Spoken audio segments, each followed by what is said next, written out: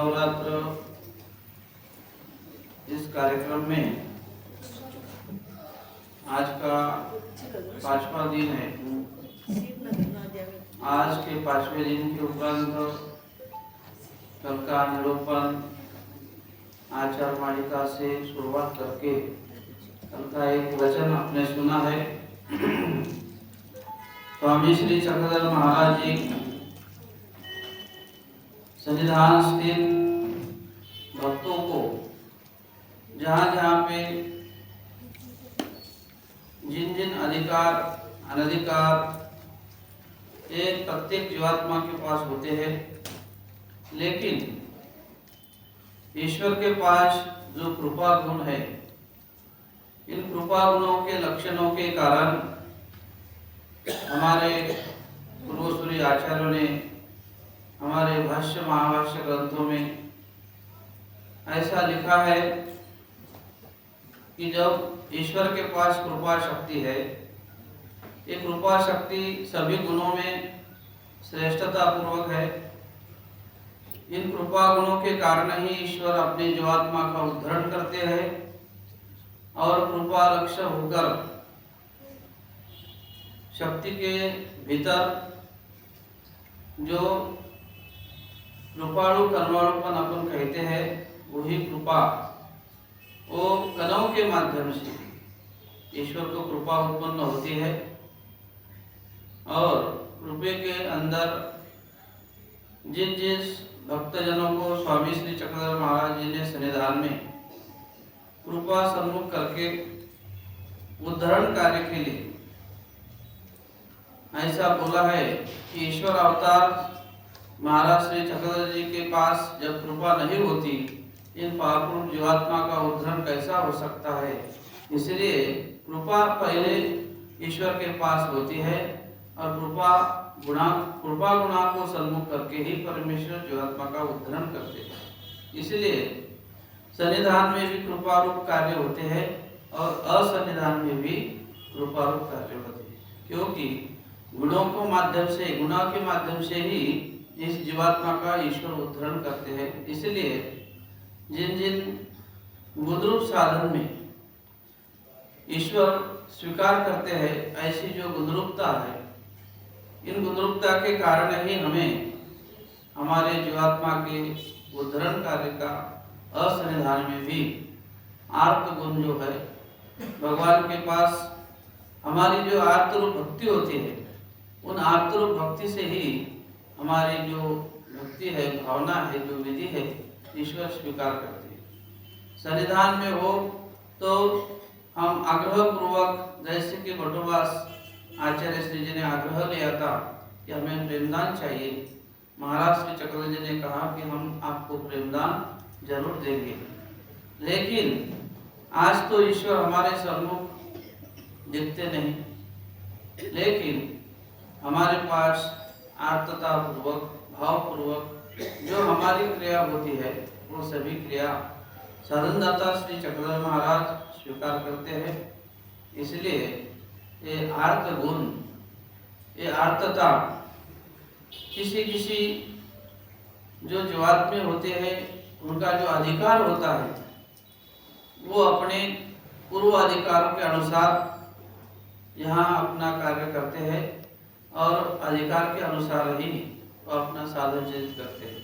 लेकिन जिन जीवात्मा के पास पूर्व अधिकार नहीं होते, वो भी यहाँ ही अपने प्रयत्न गुणों से वो अपना अधिकार उत्तम तरीके से प्राप्त कर सकते हैं।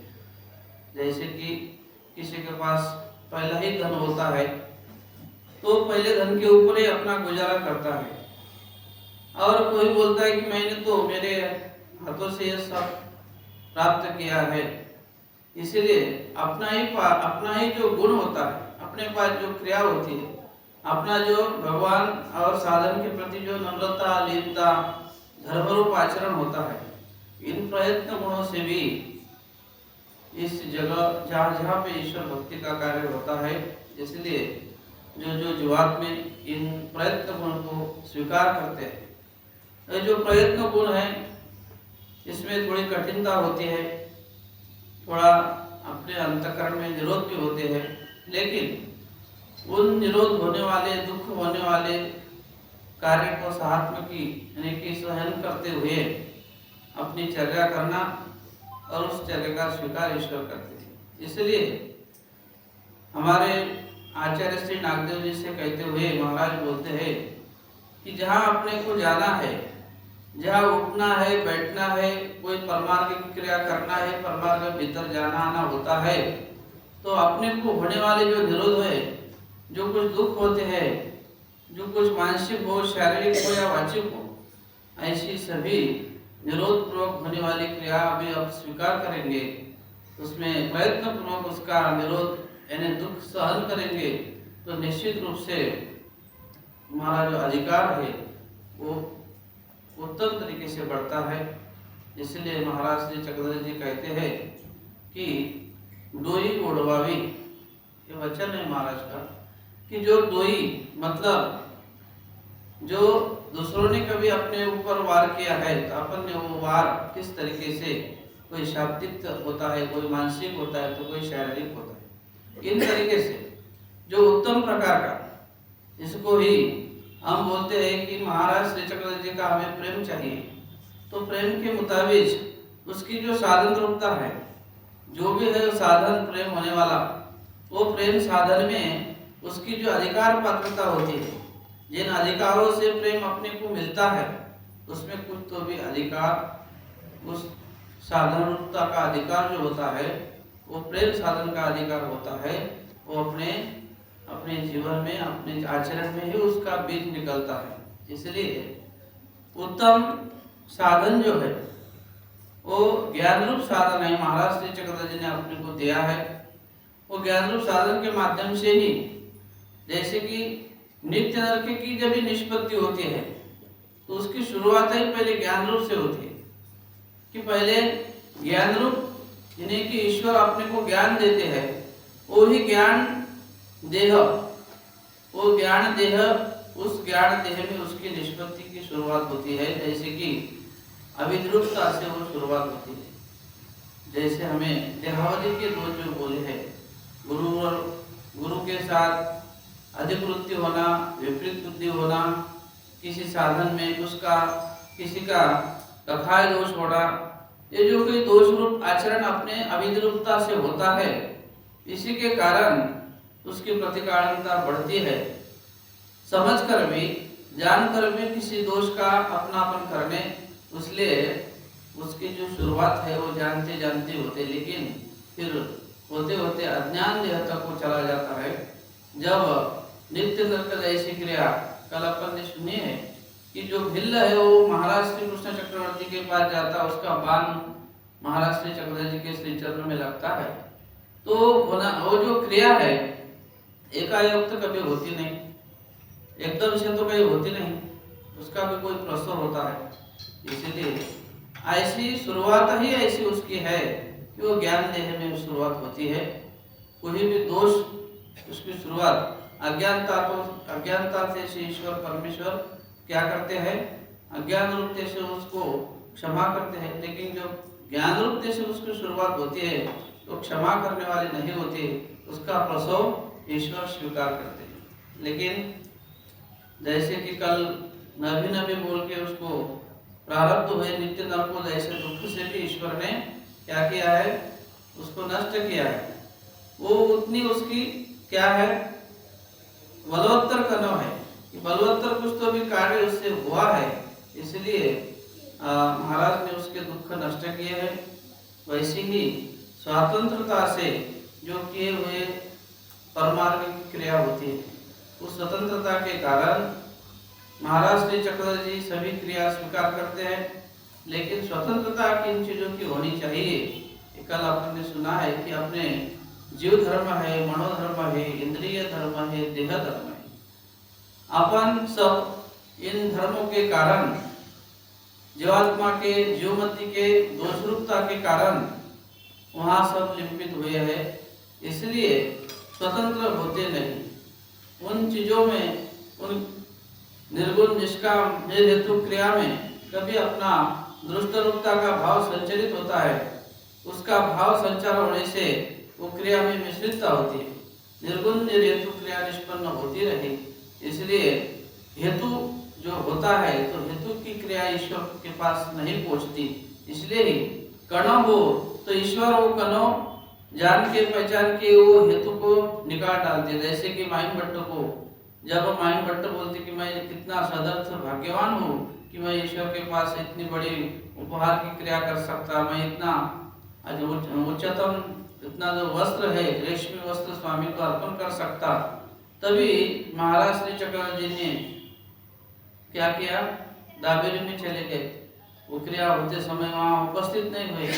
आचार्य श्री बोलते कि कुछ अंतःकरण में दिल में कुछ आपने कुछ उल्लेख किया, हाँ किया है कि मैं कितना भाग्यवान हूँ, इसी कारण महाराज चले गए और फिर वहां जाके रस्म मोड़ा, दंडोत डाली, क्षमा करो। तो ऐसा इस दोषरूपता को भी निकालने के लिए कुछ करना चाहिए। जैसे कि श्री प्रभु बाबा जी कभी वो भी वैसी क्रिया स्वीकार करते थे, कर सकते थे, लेकिन वो क्रिया स्वीकारांत नहीं पड़ती, वो क्रिया स्वीकार नहीं होती। जब उनकी जो गलती है ध्यान में लेकर उसमें उस गलती में का जो क्रिया में का जो हेतुरूप कार्य है वो अलग करके वो क्रिया उसको निर्हेतु क्रिया, क्योंकि संतुष्टता है सेवे की। जो सेवा करते थे माई भट्ट उनका सेवे का स्वीकार था, इसलिए ये इतने होकर भी इतनी बड़ी क्रिया है, इतने सारे पैसे खर्च कर उच्चतम ऐसा वस्त्र उन्होंने लिया था और वो वस्त्र भी स्वीकार करना है, वो उपहार भी स्वीकार करना है। इसलिए महाराज ने वो गलती है उनके ध्यान में देकर उस गलती को सुधार कर फिर वो क्रिया का हेतु भाव निकाल के वो निर्हेतु क्रिया कर ली और निर्हेतु क्रिया करने बावजूद वो क्रिया का स्वीकार किया।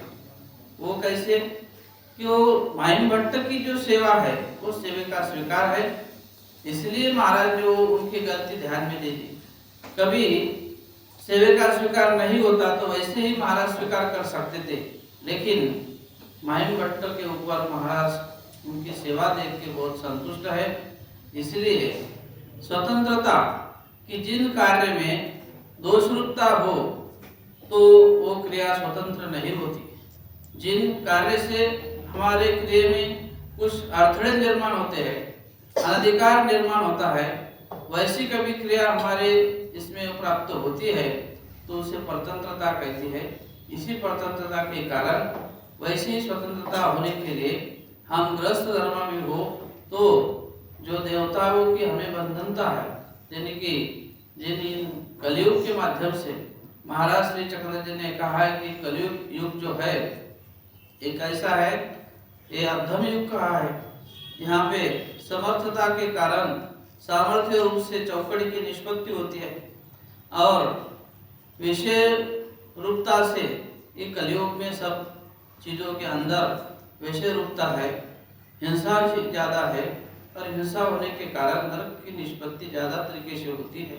इसलिए अपने चतुर्थ दुख निर्वेदनता वंशोज इन माध्यम से जब हम ईश्वर की भक्ति करते हैं तो निश्चित रूप से हमारे इन स्वतंत्रता रूप कर्म का स्वीकार, स्वतंत्र रूप क्रिया का स्वीकार ईश्वर के पास होता है।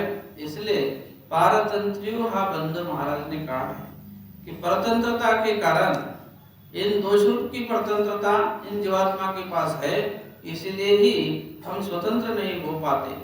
स्वतंत्रता मतलब कि जैसा ईश्वर स्वरूप जैसे शुद्ध है, परमात्मा का जो स्वरूप है वो स्फटिक रूप है, सफेद है, और सफेद में जीवात्मा का जो मूल स्वरूप है वो भी सफेद है, वो भी स्फटिक रूप है। यानी जीवात्मा और परमात्मा स्वरूप इन दोनों का सफेद है, स्फटिक रूप है, लेकिन जीवात्मा के सफेद कलर में क्या है, काला वाला कलर मिश्रित हुआ है, इसलिए वो सफेदता उसकी नष्ट हुई है, यानी कि अविद्या दोष लगा हुआ है। इसलिए वो जीवात्मा जो है वो अविद्या युक्त केवल है, ईश्वर तो शुद्ध रूप स्वरूप से केवल है और जो जीवात्मा है वो अविद्या रूप से केवल है। लेकिन जब तक अविद्या रूप दोष उसका निकलता नहीं तब तक शुद्धता के रूप से जीवात्मा केवल होता नहीं। और वो केवल होने के कारण ही, केवल होने के लिए ही महाराज श्री चक्रधर जी ने हमें अस्थिपरि का ज्ञान दिया है, अस्थिपरि का आचरण दिया है।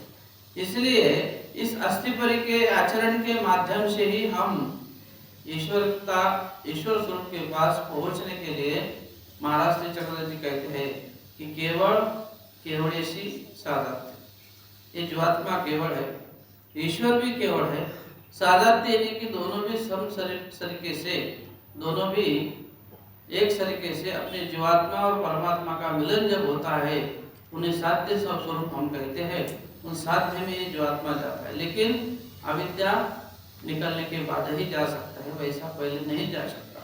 इसलिए अविद्या जीवात्मा के पास लगा हुआ, पहले ही अनादि से लगा हुआ भावरूप दोष है। इन भावरूप दोष को निकालने के लिए ही महाराज श्री चक्रधर जी ने हमें स्वतंत्रता के रूप से आचरण करा कि जब ये स्वतंत्रता हम करेंगे, स्वतंत्रता करने के लिए, स्वातंत्र्य आचरण करने के लिए जिन हमें चेष्टकत्व होता है, जिन जिन बातों का, जैसे कि गृहस्थ धर्म में हमें संलग्न हमारे साथ है, वो संलग्न है हमारा साथ में, तो हमें जैसा जैसा हम उल्लेख करते हैं, जैसे जैसे हम अपने अंतःकरण में सोच करते, वैसा वैसा अपने को याद दिलाता है। रात को सोते समय कभी अपन ने बोला है कि मुझे इस काम का पहले जरूरी काम है, ये करना है, तो सुबह तुमको उठने पहले तुमको याद दिला देता है कि नहीं अपने को ये करना है। इस संलग्न का कर्तव्य होता है। जब इष्ट रूप करो तो इष्ट रूप का कर्तव्य का याद दिलाता, अनिष्ट हो तो अनिष्ट की भी वो याद दिलाता है। ऐसे ही तरीके से अनिष्ट का भी वो ले जाता है और इष्ट को भी ले जाता है। लेकिन वो कर्मराहटी का जो इष्ट रूपता है, यानी कि चैतन्य मायतक का जो फल है, वहां तक भी संलग्न हमें चेष्ट तत्व के रूप से निकल जाता है। और जड़त्व के माध्यम से जड़त्व रूप जो क्रिया हम करते हैं, दुख रूप जोड़ने की जो क्रिया करते हैं, वहां तक भी हमें जड़त्व के दुखों को भी वो संलग्न ले जा सकता है। ऐसी स्वतंत्रता हमें संलग्न के माध्यम से होती है।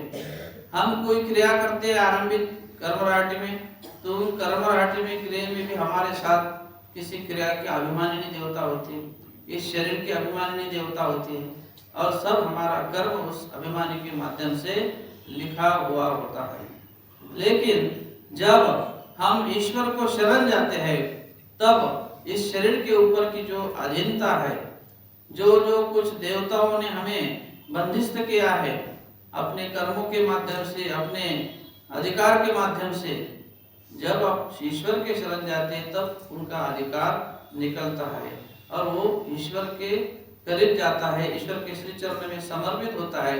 उसे ही हम कहते हैं दैवराटी। ऐसा ही इस दैवराटी का व्यापार हमें करना है, तो दैवराटी के व्यापार के लिए ही धीरे धीरे ग्रस्त धर्म से ही स्वतंत्रता का आचार हमें जितना जितना टाइम, जैसे कि आप यहाँ बैठे हो तो अभी संलग्न जो कार्य कर रहा है वो पीछे होकर कार्य करता है। जब अपन यहाँ से चले जाएंगे, अपने ग्रस्त धर्म का कार्य करेंगे, तो वो संलग्न आगे आकर वो अपना कार्य करता है। ईश्वर मार्ग के जो कार्य होते हैं, ईश्वर मार्ग का जो व्यापार होता है, तो संलग्न पीछे हो जाता है और ईश्वर का स्वतंत्र कार्य होता है। ये स्वतंत्र कार्य ही हमें मुक्तिदायक होता है। स्वतंत्र कार्य के माध्यम से ही हमें स्वतंत्र अधिकार निष्पन्न होते हैं। इसलिए उसमें किसी की चेष्टकत्व की जरूरत नहीं होती, किसी का उसको संलग्न का किसी तरीके से उसमें कुछ भी उसमें समाया हुआ हिस्सा नहीं होता है। इसलिए आज आचार माणिक्य के रूप से हम स्वतंत्रता और परतंत्रता के कारण, ये पहला वचन महाराज श्री चक्रधर जी ने कहा है, इन स्वतंत्रता को ही लेकर हम ईश्वर की साध्य अनुभूति प्राप्त कर सकते हैं। इसलिए अभी आप दूसरा वचन देखना है। तो स्वतंत्रता रूप से होने वाला जो आचरण है, जो कि अस्थिपरि बोले, तो अस्थिपरि का आचरण कौन कर सकता है? स्वातंत्र्यो मोक्ष, जिसके पास स्वतंत्रता है। स्वतंत्रता यानी स्व यानी परमेश्वर, इन परमेश्वर के अधीन होकर जो कार्य करता है उसे स्वतंत्रता कहला जाती है। यानी कि परमेश्वर में लीन होना, परमेश्वर भक्ति में लीन होना, परमेश्वर की क्रिया सेवा इसमें लीन होकर जो अपना अस्थिपरि का जो जो आचार जिससे हो सके, अस्थि का आचार ये कोई सिर्फ अनुसरण वाले महात्मा यही कर सकते हैं ऐसा नहीं। उसमें का जो स्वल्प अल्प जो आचार होता है, अंश रूपता से जो आचार हो, वो सभी के पास हो सकता है। स्मरण तो सभी करते हैं, संग्रह रूप से जो होना और निरालंबन का वो भी तो अपन ने ध्यान देना चाहिए। एकदम से तो कोई त्याग होगा नहीं, लेकिन उसकी शुरुआत गृहस्थ धर्म से ही होती है। इसलिए हमारे शास्त्र में कहा है कि जैसा कि अनुसरण क्यों हो, अनुसरण नहीं हो तभी भी अपना जो मात्र रूपता से जो आचार होता है, तभी गृहस्थ धर्म भी अपन ने करना चाहिए। उसकी जो मात्रा होती है, उसका जो त्याग होता है, वो थोड़ा थोड़ा गृहस्थ धर्म भी अपन ने करना चाहिए, तभी वो अपन वो त्याग रूपता से आगे बढ़ सकते हैं। वैसे कि नाम धारक है, उसका वेदवंत हो सकता है, उसका बोधवंत हो सकता है, अच्छे तरीके से वो वासनिक हो सकता है, और वासनिक आगे जाके उसकी अनुसरण की भी तैयारी आगे जाके हो सकती है। इसलिए स्वतंत्रता के कारण ही ये सब कार्य होते हैं। वैसे ही अस्थि का आचरण करने के बाद वो स्वतंत्र हो सकता है। इसलिए स्वतंत्रता हा मोक्ष हा, ऐसा महाराज ने कहा है। स्वामी श्री चक्रधर महाराज पैठन में थे और प्रतिष्ठान नगर, पहले प्रतिष्ठान कहा करते थे, अभी उसका नाम पैठन है। तो पैठन में महाराज श्री चक्रधर जी थे। तो गणपत मठ में बहुत सारे दिन महाराज जी रुके और गणपत मठ में रहकर सभी भक्तजन साथ में थे। बाईसा जी थी, आचार्य थे, पाठक नाम के भक्त थे, सभी महाराज श्री चक्रधर जी के सरिधान में थे। तो एक दिन गणपत मठ में महाराज आसनस्थ हुए थे, तभी महाराज जी के जो शिष्य है पाठक, वो अंदर आ रहे थे मठ के अंदर। आते आते उनके मत्थे को वो दरवाजा था वो लग गया, और दरवाजा लगने के कारण वो जो पाठक है वो नीचे बैठ गए। उनको थोड़ी सिर में दुखापत हुई। तो महाराज श्री चक्रधर जी ने वो देखा और कहने लगे, आपको कोई सिर को लगा है? जी जी नहीं, कुछ नहीं लगा। लेकिन महाराज श्री चक्रधर जी बोलते हैं कि मेरे शिष्य को अभी सिर को दर्द हुआ है, तो मेरे को अच्छा नहीं लग रहा, इसलिए हमारा जो आसन है कि हमारे जो वस्ती है अब यहाँ हम नहीं करेंगे, हम दूसरे जगह जाएंगे। और आचार्य को बोला स्वामी ने कि ऐसी जगह देखो कि जहाँ हमारा जो शिष्य पाठक है वो खड़ा खड़ा उस दरवाजे से आ सके और खड़ा खड़ा उस दरवाजे से जा सके, ऐसी जगह देखो। फिर आचार्य गए, सभी मठ मंदिर में देखा, लेकिन एक जो मंदिर था वो ऐसा बड़ा दरवाजा था उसका कि आदमी सीधा जा सकता था और सीधा आ सकता था, वो था ढोरेश्वर करके। अभी वो ढोरेश्वर मंदिर में ऐसी जगह बैठने लायक चौक थे, सब जगह थी, वैसा को भी अलग सी गुम्फा थी, वहाँ रसोई घर था। फिर महाराज श्री चक्रधर जी बोले अभी ढोरेश्वर जाएंगे। फिर सब भक्तजन वहाँ से निकले, महाराज भी निकले, और ढोरेश्वर के मंदिर में स्वामी श्री चक्रधर महाराज जी का 10 महीने का वास्तव्य हुआ। 10 माह तक वहाँ स्वामी श्री चक्रधर जी रहे। उस ढोरेश्वर में महादाई साहब भी साथ में थी। और दोपहर का महाराज श्री चक्रधर जी का खाना हो गया। खाना होने के बाद महाराज श्री चक्रधर जी का दोपहर का अवसर पूजा अवसर हुआ, खाना हुआ। स्वामी श्री चक्रधर जी ने दोपहर की थोड़ी सी वाम कुक्षी करी, यानी कि नींद ली थोड़ी, और महाराज श्री चक्रधर जी जगे। और वो जो ढोरेश्वर नामक मठ था उसको सीढ़ियाँ थी, और वो सीढ़ियाँ से ऊपर चल के महाराज मठ के ऊपर गए। और मठ के बाजू में एक कुआं थी, बहुत बड़ी थी। वो कुआं के ऊपर सोंडी थी, वट्टा था, और वो सोंडी के ऊपर बैठकर महाराज श्री चक्रधर जी का जो कोई व्यापार था, कुछ खाने के लिए, अरवने के लिए जो कुछ पदार्थ बनवाने थे, तो महादाईसा को बाईसा ने बोला था कि आज महाराज श्री चक्रधर जी को सोजी बनवानी है। कि सोजी के जो लाडू होते हैं वो बहुत नरम और अच्छे बनते हैं, तो गेहूं की कुटाई करनी पड़ती है। वो गेहूं महादाईसा को बोले बाईसा कि आप वो गेहूं की सोजी तैयार करो, क्योंकि जब जब भी सोजी करने का काम रहता था तो महादाईसा को अच्छे तरीके से सोजी बनानी आती थी। इसलिए वो गेहूं की सोजी रहती है बारीक दलिया जैसी, तो वो सोजी बनाई। तो बनाने के लिए वो महादाईसा वहाँ कुआं थी और कुआं के ऊपर तो वो जगह थी, सोन बोलते उसको, चलने की सोन वट्टा है, उस वटे के ऊपर बैठ के वो उठ रही थी। हाथ में वो बड़ा मुसल यानी कि डंडा रहता है लकड़ का, तो उससे वो कुटाई कर रही थी।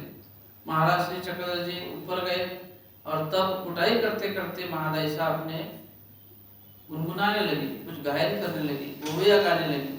वो बहुत ही सुंदर ओविया थी और ओविया सुन के महाराज वो मड़ के ऊपर चढ़े थे, वो नीचे आ गए। निड़िया गुड़ोरू राजेया श्री कृष्ण राया, ऐसे नामक उन्होंने जो बहुत सारी ओविया गाई। तो यो सुनकर स्वामी नीचे आए और वहाँ पे दादरी के ऊपर यानी कि चिड़िया के ऊपर खड़े रहे और वो ओविया सुनते रहे। तभी महाराज श्री चक्रधर जी ने वो जो दंडा वो नीचे ऊपर कर रही थी महादायिशा, तो दंडा ऊपर के ऊपर ही पकड़ लिया। और पकड़ने के बाद महादायिशा को लगा कि कौन मेरे पीछे खड़ा है, मेरा दंडा किसने पकड़ा है, वो कुटाई करने वाला। तब पीछे देखती है तो महाराज जी खड़े थे और महाराज जी खड़े थे और महाराज ने देखा और महाराज बोलने लगे कि भाई ऐसे जो ओविया या पंक्तियां आप जो गा रहे हैं, ये तो अपने बाप भाई के लिए, अपने सगे सोहरे होते हैं, रिश्तेदार होते हैं, उनके लिए गाने होते हैं। और महादायिशा तत्पर थी, ज्ञान रूप थी, बोलने में बहुत पटाई थी। उन्होंने बोला महाराज आप ही मेरे सब बाप है, भाई है, बहन है, मुझे रिश्तेदार जो है, माँ बाप सब प्यार आपसे है मेरा, और आप ही मेरे सब कुछ हो, इसलिए ये आपके लिए ही मैं ये गायन कर रही हूँ, ये पंक्तियाँ आपके लिए ही गा रही हूँ। और ऐसे कहते ही महाराज श्री चक्रधर जी ने संतुष्ट होकर कहा ठीक है ठीक है। और उसी टाइम महादायिशा आचार्य हमारे स्वामी श्री चक्रधर महाराज जी से पूछती है कि हम तो आपके ऊपर स्नेह करते हैं, ममता रूप से हम आपको बाप भाई बहन सबका रिश्ता हम आपसे ही जुड़ाते हैं, और परमेश्वर भी भक्त के ऊपर प्रेम रूप क्रिया का स्वीकार करके उनको भी अपना स्नेह देते हैं। तो महाराज श्री चक्रधर जी से महादायिशा ने पूछा कि ईश्वर का जो स्नेह है, ईश्वर की जो जीवात्माओं के प्रति स्नेह रूप ममता होती है, इसके कारण क्या होता है? जब ईश्वर भक्तों की स्नेह रूप ममता करते हैं तो स्नेह रूप ममता से इन जीवात्मा का क्या लाभ होता है, ऐसे। और माँ बाप भाई बहन इसकी जो ममता होती है, सांसारिक ममता होती है, इनका क्या लाभ होता है? तब महाराज श्री चक्रधर जी ने आगे का जो वचन है, माया बहिनी असंशिति आमसा दांडिये ढूढ़िए कई जाइल परमेश्वर संशिति कटम कटियमान गौहरी कपाटी ऐसा कई असेल। ये जो वचन है तब महाराज श्री चक्रधर जी ने अपने श्रीमुख से सुनाया है कि परमात्मा की जो ममता, परमात्मा का जो स्नेह है, इस स्नेह के कारण ही जो हमें जो मिलता है, जो लाभ होता है, वो स्नेह रूपता के कारण ही होता है। ईश्वरी का जो स्नेह है, महाराज श्री चक्रधर जी ने कहा है कि माते का जो स्नेह नैसर्गिक होता है, वैसा ही परमात्मा का भी स्नेह नैसर्गिक होता है।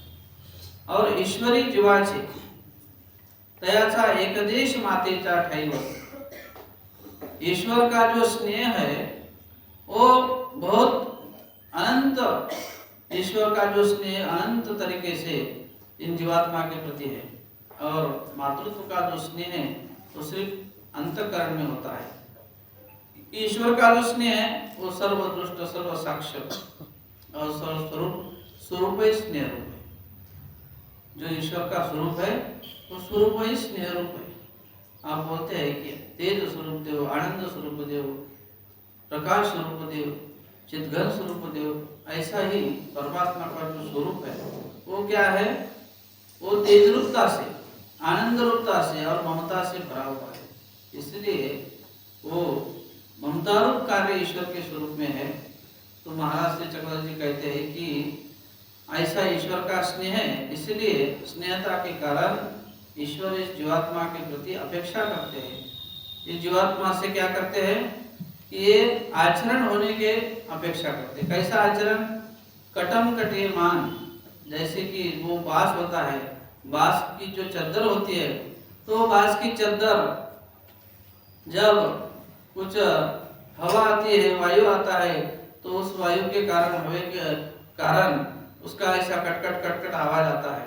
वैसा ही जो ईश्वर मार्ग का जो साधक है, ईश्वर मार्ग का आचरण करने वाला जो भिक्षु महात्मा है, ईश्वर मार्ग के समर्पित हुए सब ईश्वर के जो अनुसरण करने वाले जो महात्मा है, उनके प्रति जो स्नेह है, इन्हीं वश कारण ईश्वर से होता है। उसका कारण है चर्या। उसे हम कड़ा, रांगवड़ी और सुकोने हमारे शास्त्र में कहते हैं। वो जैसा कभी सोता है तो उसकी शरीर की जो कटकट यानी कि जो आवाज आने वाली जो हड्डियां है, सब कटकट कटकट करके आवाज आती है, उसका देह शुष्क हुआ है। तो ऐसा आचरण देख के महाराज संतुष्ट होते हैं। हमारे ग्रंथकारों ने कहा है साथी ग्रंथों में कि भूमंडळाचे शेजे लहानुभूतीवरे अरळ घालिजे, तेथे शयन कीजे दमन शिळे, तेथे शयन करिता लहानुभूतीवरी निवडली हाडे उमटली दिसती दया पुरुषाची, तेने पुरुष हाडाची रांगोळी केली जाणावी। ऐसा कहा है मराठी में कि वो जब सोता है तो उसका सब हाड़ों का जो सांगाड़ा है वो उसके वो रेती पे ऊपर उमड़ता है और सब रेती में दिखता है। वैसे ही हमारे जो आचरण रूपता से जो दुर्भष्ट रूप क्रिया जिन आचरण करने वाले भक्तों के साथ होती है, दुर्भष्ट रूप जो आचरण होता है, इन आचरणता के कारण ही ईश्वर को संतुष्टता प्राप्त होती है। इसके आचरण से ईश्वर संतुष्ट हो जाते हैं।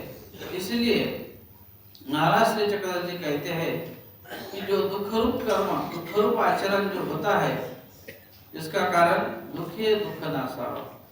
महाराज श्री चक्रधर जी कहते हैं कि दुख रूप आचरण होने से ही दुख रूप कर्म का नाश हो सकता है।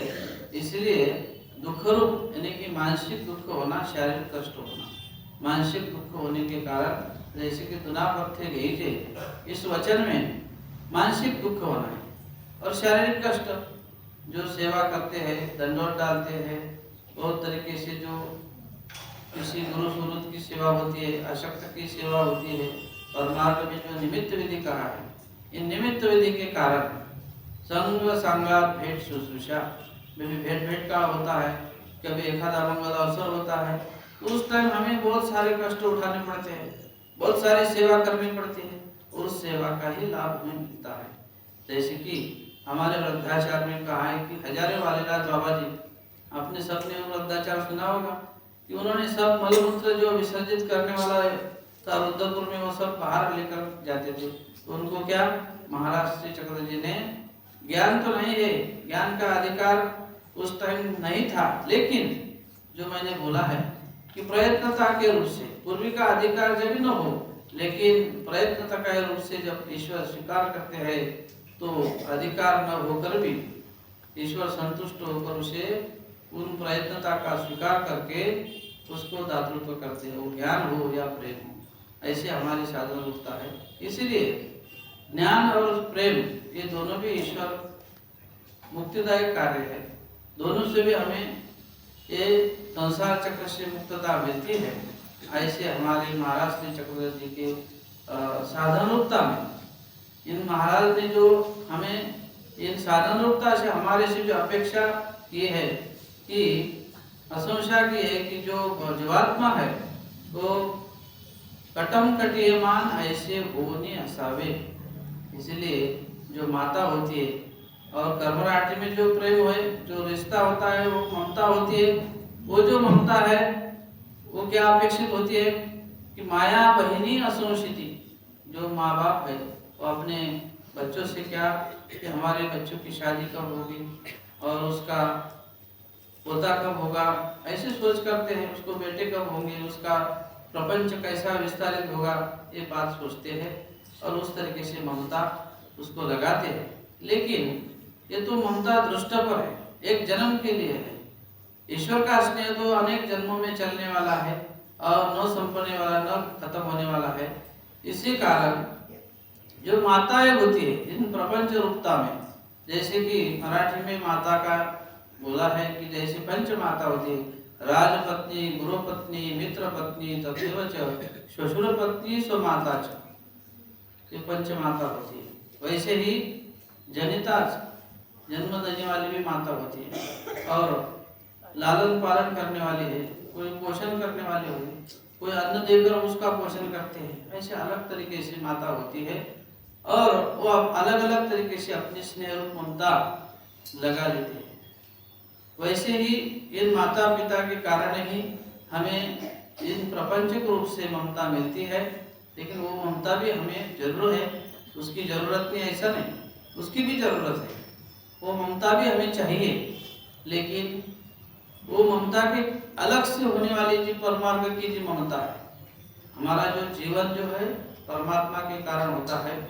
जैसे कि ये शरीर का जीवन पानी है, वैसा आत्मा जो है इसका जीवन परमात्मा है। हमारे महाराज ने कहा है कि सकल संपत्ति त्या संपत्ति इन जीवात्मा की परमेश्वरी संपत्ति है।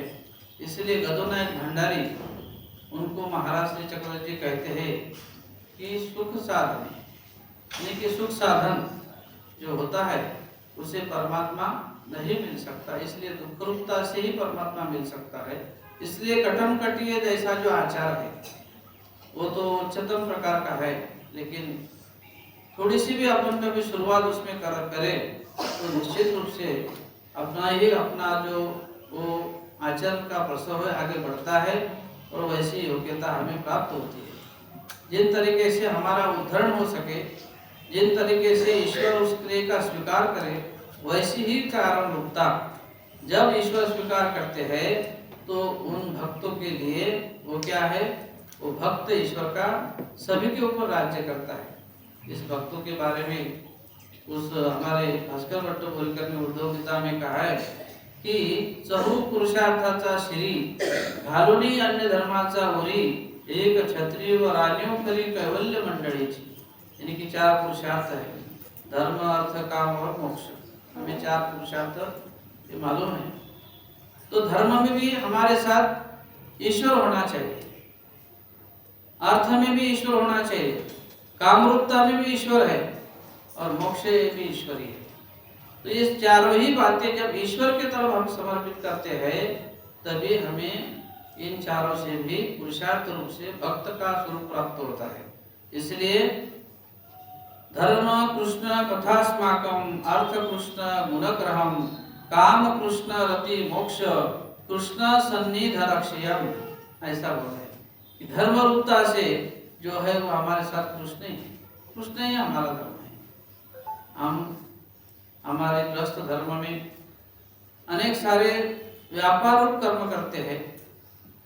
जो कोई खेती वाले है वो खेती में अपने व्यवहारिक कर्म करते हैं, लेकिन उन कर्म के पीछे अधिष्ठान होना जरूरी होता है। ईश्वर का जो अधिष्ठान जिसके पास होता है, इसलिए उसको भी मालूमात होती है कि मेरा इष्ट क्या है और अनिष्ट क्या है, विधि क्या है और निषेध क्या है। ये जो ईश्वर भक्त की जो प्राथमिक रूप से जो कार्य है वो हमें नामधारक होने कारण, वासनिक होने कारण हमें हमारा सब ये कार्य हमें समझना जरूरी रहता है। तभी हम अपने जीवन में अनुताप कर सकते, अनुशोच कर सकते। पिछले गए हुए कर्म उसका क्या करते हैं, निर्वेद कर सकते हैं। हमारे इन परंपरा के कारण ही हमारे पूर्वज गुरुजनों ने हमें जो शिक्षा दी है, उस शिक्षा के कारण हम आगे बढ़ते बढ़ते हमारे धर्म की परंपरा, हमारे इस धर्म परंपरा में हम हमारे आगे वाली पीढ़ी है उनको भी धर्म का कार्य उनके जीवन में आखिरी तक रहने के लिए जो सात्विक रूप से जो धर्म की परंपरा होती है वो अपने जीवन में महत्वपूर्ण है। जैसे कि सत्वरूपता से मिला हुआ द्रव्य हो, सत्वरूपता से मिले हुए कुछ भी अपने प्रापंचिक जीवन में जो वस्तुएं होती है, जो भी है उसे सत्वरूपता होनी चाहिए। और सत्वरूपता से ही जो अपना होता है वो अपना ही होता है, जो दूसरों का होता है वो अपना नहीं होता है, ये समझना जरूरी है। जो अपने आर्जकत्व किया है, यानी कि जो बोला है कि जीव या आर्जक है और आर्जकत्व के रूप से उसे मिलता है, और आर्जकत्व रूप से ही देवता उसको दे सकती है। लेकिन बिना आर्जकत्व देने वाला सिर्फ परमात्मा है, उसे ही लीलादान कहते हैं। लीलादान के माध्यम से हमें ईश्वर देते हैं। हम कभी ईश्वर से प्रार्थना करें, इन प्रार्थना के कारण ईश्वर को कभी संतुष्टता हो, ईश्वर को कभी हम दोष रूपता के आचरण में हमारे जीवन में कभी ऐसा दोष रूप आचरण किया कि जैसे कि माइम भट्ट के पीठ के ऊपर महाराज श्री गोविंद बाबा ऐसे थाप देते थे और बोलते थे अया माझा चारू वालू वही होने, यानी कि मेरा सुंदर ऐसा है, मेरा ये घोड़ा है सुंदर ऐसा है और आचार भी सुंदर है, विचार भी सुंदर है, और ऐसी प्रशंसा करके माइम भट्ट के पेट के ऊपर महाराज श्री गोविंद बाबा थाप देते थे। क्यों? कि वो संतुष्ट होते थे उनका आचरण देख के। वैसे ही हमारे आचरण रूपता पे जब अंतःकरण में हमें पवित्रता पूर्वक एखादा हम कार्य करते हैं, इसलिए महाराज श्री चक्रवर्ती जी का जो साधन है वो साधन आचरण करते करते इन वचन में जो वचन अब मैंने पढ़ा आपके सामने कि कटम कटेमान हो नहीं आसा, महाराज ऐसा ने जो प्रश्न पूछा है कि ईश्वर की जो स्नेह रूपता है, ये परमात्मा का जो स्नेह है इस जीवात्मा के प्रति, और उस स्नेह रूपता से क्या लाभ होता है। ईश्वर ने कभी जीवात्मा का स्नेह करा, ममता करी, तो उसका लाभ क्या होता है? तो उसका लाभ यही है, तो भगवान उसको भक्त के रूप से अपने पास लेकर जाते हैं और सभी के ऊपर चारों पुरुषार्थ के जो है बोले धर्म अर्थ काम और मोक्ष, इन चारों पुरुषार्थाचा श्री सबके ऊपर उसको बैठा के भक्त का राज्य उसे प्राप्त कर देते हैं। और जो भक्त होता है वो सभी के ऊपर होता है, इसके ऊपर कोई नहीं, वो केवल आनंद रूपता से ईश्वर के स्वरूप से आनंद प्राप्त करके ये जीवात्मा का जो स्वरूप है, अभी तो जिन जिन योनि में जीवात्मा जाता है वैसा वैसा उसका स्वरूप आकार लेता है, लेकिन उसका जो मूल स्वरूप है जीवात्मा का, ये जो है शंबर ब्रह्मांड विकसित स्वरूप होता है। जब शंबर ब्रह्मांड, अपन तो एक ही ब्रह्मांड में के सोच नहीं सकते, ऐसे शंबर ब्रह्मांड इतनी अवधि होती है, ये मूल जीवात्मा का स्वरूप वो ईश्वर के साध्य स्वरूप में अपने जब आनंद उपभोगता है तो शंबर ब्रह्मांड विकसित हुआ वो स्वरूप, वो सकल स्वरूप लोचनवत ईश्वर के स्वरूप में जब अपन परमात्मा को देखते हैं, यहाँ इस मनुष्य कर्मफल में तो दो आंखें हैं, सिर्फ ये दो आंखें से देख रहे हो, लेकिन जब ईश्वर प्राप्ति होती है तो जितना स्वरूप है शंबर ब्रह्मांड है जीवात्मा का, उस सभी स्वरूप के माध्यम से जहाँ देखो वहाँ उसे ईश्वर ही देखता है। ऐसी उसकी ईश्वर की जो कृपा इस जीवात्मा के ऊपर होती है, और इन कृपा के कारण ही हमें ईश्वर दुख से दूर कर सकते। इसलिए माया बहनी की जो ममता है, हमारे माँ बाप उन्होंने जो हमें ममता दी है वो भी सही तरीके से है, लेकिन उस ममता के साथ साथ ईश्वर निष्ठ ममता का भी उसमें हो, तभी हम ईश्वर धर्म के आचरण रूप से और परमात्मा रूप की ममता से हमारे जीवन में का जो आनंद है वह हम प्राप्त कर सकते हैं।